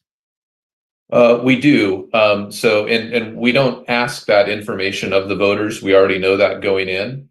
So the voter registration database that we work from to pull the sample of registered voters has lots of information available about that voter, their age, their political party affiliation, how long they've lived in the community based on when they registered to vote. But we also cross-reference that voter database against the county assessor records so that we know who's a homeowner and who's a renter. So that's where we pick up all those different demographic variables that we can use for analysis of the data. So here's a 2-part question. In the past, you've asked, I think it was you. You asked, once provided negative information, how do you feel? So you would give them some negative information, and it would bring down the yes leaning votes or opinions. So can you ask renters if you knew Mrs. or Mr. Renter that you wouldn't have to pay this, would that increase your likelihood to vote for it? Would you ask a question kind of like that to renters?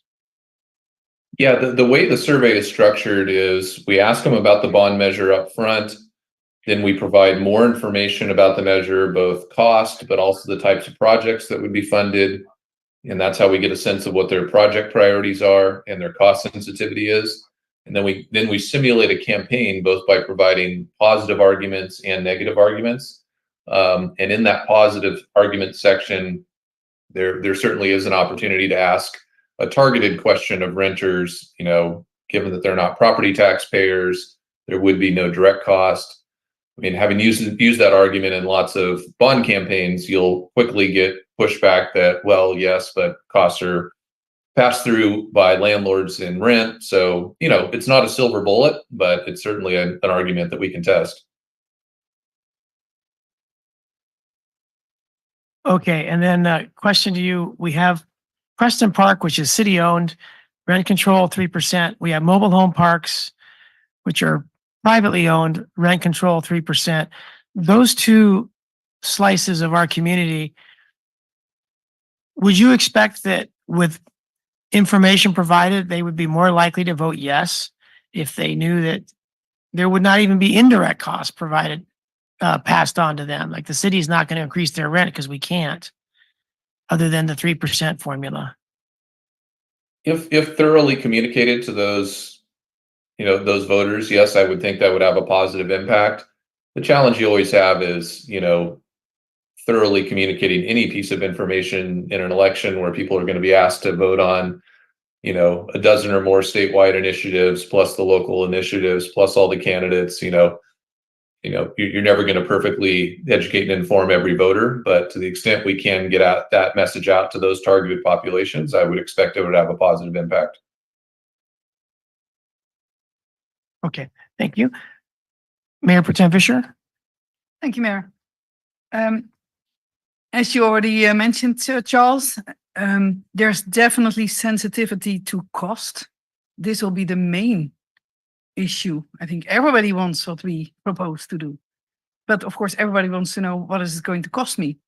And so the page that included the estimated cost to property owner, I looked at that. And I looked at the monthly cost, and I don't know why the average homeowner cost was not included. I now had to calculate this myself. And to make it worse, the calculation is incorrect for that first $50 million bond option, because I don't need a calculator to see that $24 a month does not add up to $272. And this has been going out to the public. We should not underestimate the public's intelligence and their skills to calculate this by heart, I hope. Mental. Are you referring to the slides that Lane presented? Calculations. Yes. Okay. Other than this presentation tonight, I don't think that information has been communicated more broadly to the public. The survey that's being conducted has two different bond proposals in it.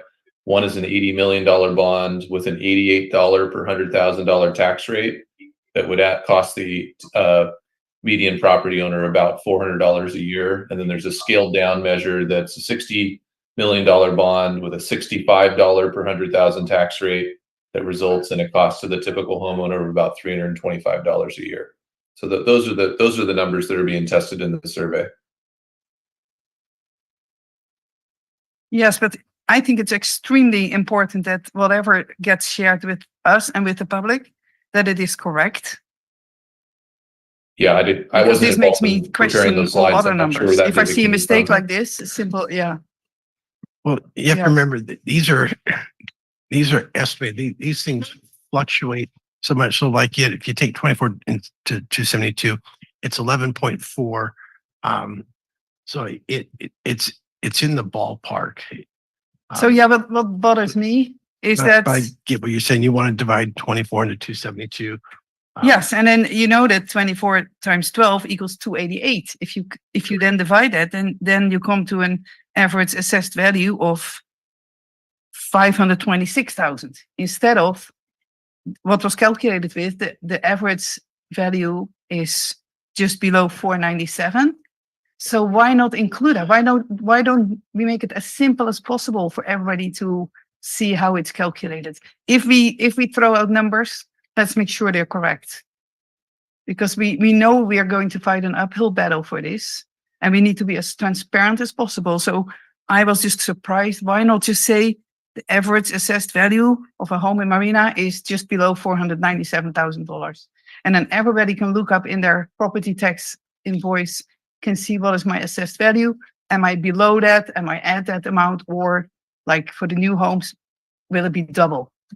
So that's why I'm either don't add it, don't include it. If you include it, please make sure it's correct. We're paying a consultant a considerable amount of money. I expect that whatever comes out of there is correct. There's members of the public still online. It's so I was very disappointed about that.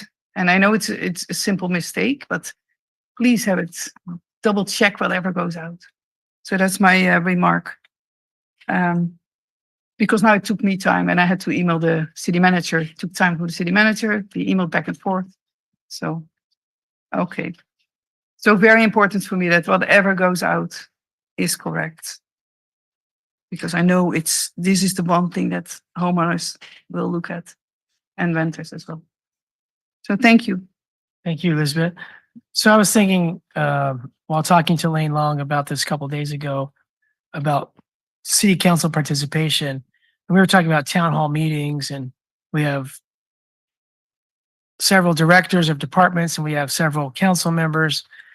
And I was thinking, well, wouldn't it be great if every week we had a town hall meeting and we had a rotation where we had a director and a council member hosting the town hall meeting, could be on Zoom, doesn't have to be in person. Next week, it'd be a different director and a different council member. So that we're having lots of town hall meetings, but we're all sort of putting skin in the game and participating, being on the hot seat. And when we got questions that neither the director nor the elected official could answer, we get back to them by talking to the fire chief or whoever is the appropriate person that might not have been there. What would the council think about that sort of a round robin of town hall meetings? Thank you, Mayor. I think that's a great suggestion. And I also would encourage that, we're on the same page as far as messaging and what we're saying out in the community. So that would be I'm happy to participate, of course. And I just would, want to make sure that we're not doing one thing at the town hall and then saying something different out in the community. So maybe having an FAQ list so that we're drawing from the same information when we're giving out figures. Okay, I hear you. Okay, anything more, Councilman McAdams? Okay, let's go to Councilmember Biala. Thank you, Mr. Mayor. I love that idea, and I think that we need to plan on that. I also think the city, including the council people, should be booking a table every week at the farmers market, and we need the presence there, and whatever marketing collaterals that we develop have to be distributed then. We need to work very hard on this.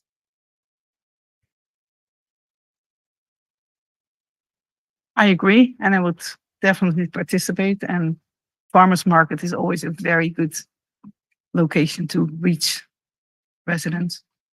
Yes.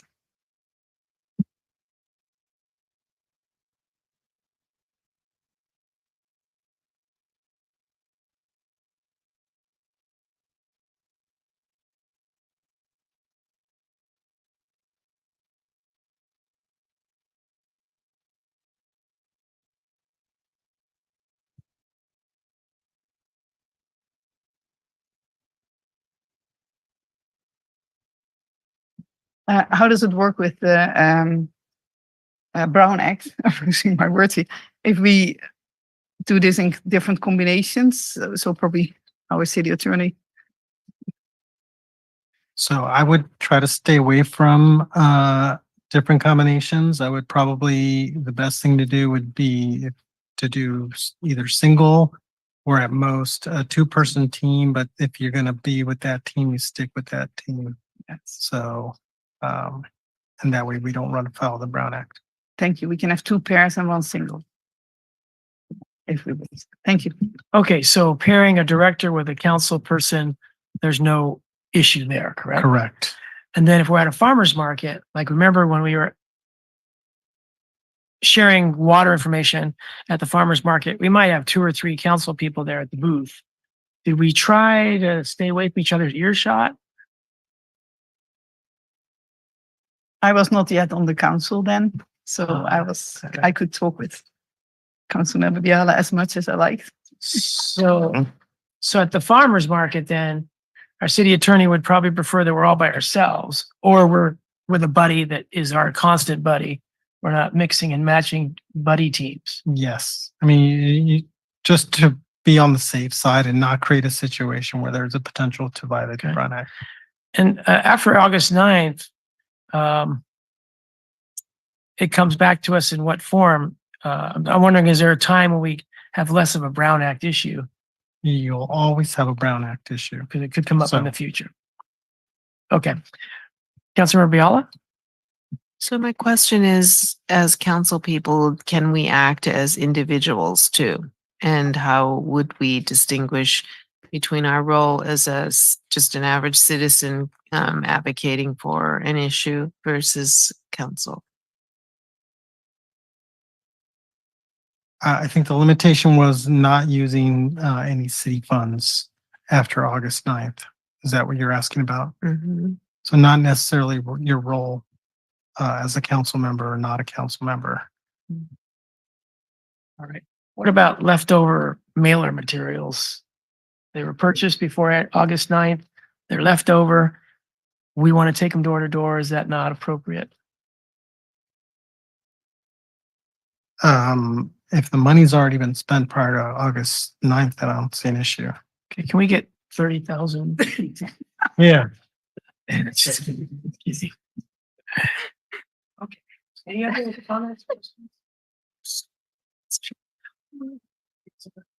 Should be forward just to get an update. That one. Thank you. Staff, Charles, and Charles, for us. Someone's names. Caitlin. Should look with you, Charles. Sharing the team. Yeah, Caitlin works with Charles. Charles, I'm sorry, I didn't have my mic on. We were asking about Caitlin. And I wasn't sure if she was on your team or a separate team. Yeah, Caitlin's on my team. Sorry, I couldn't hear the mic was off. Okay. Yeah, so please tell Caitlin, thank you from all of us for her work with us. Will do. Thank you. Okay. So we're finished with that matter. And I think we're ready to adjourn, unless anyone had any final comments. Have a nice evening, everyone. Thank you for a great council meeting tonight.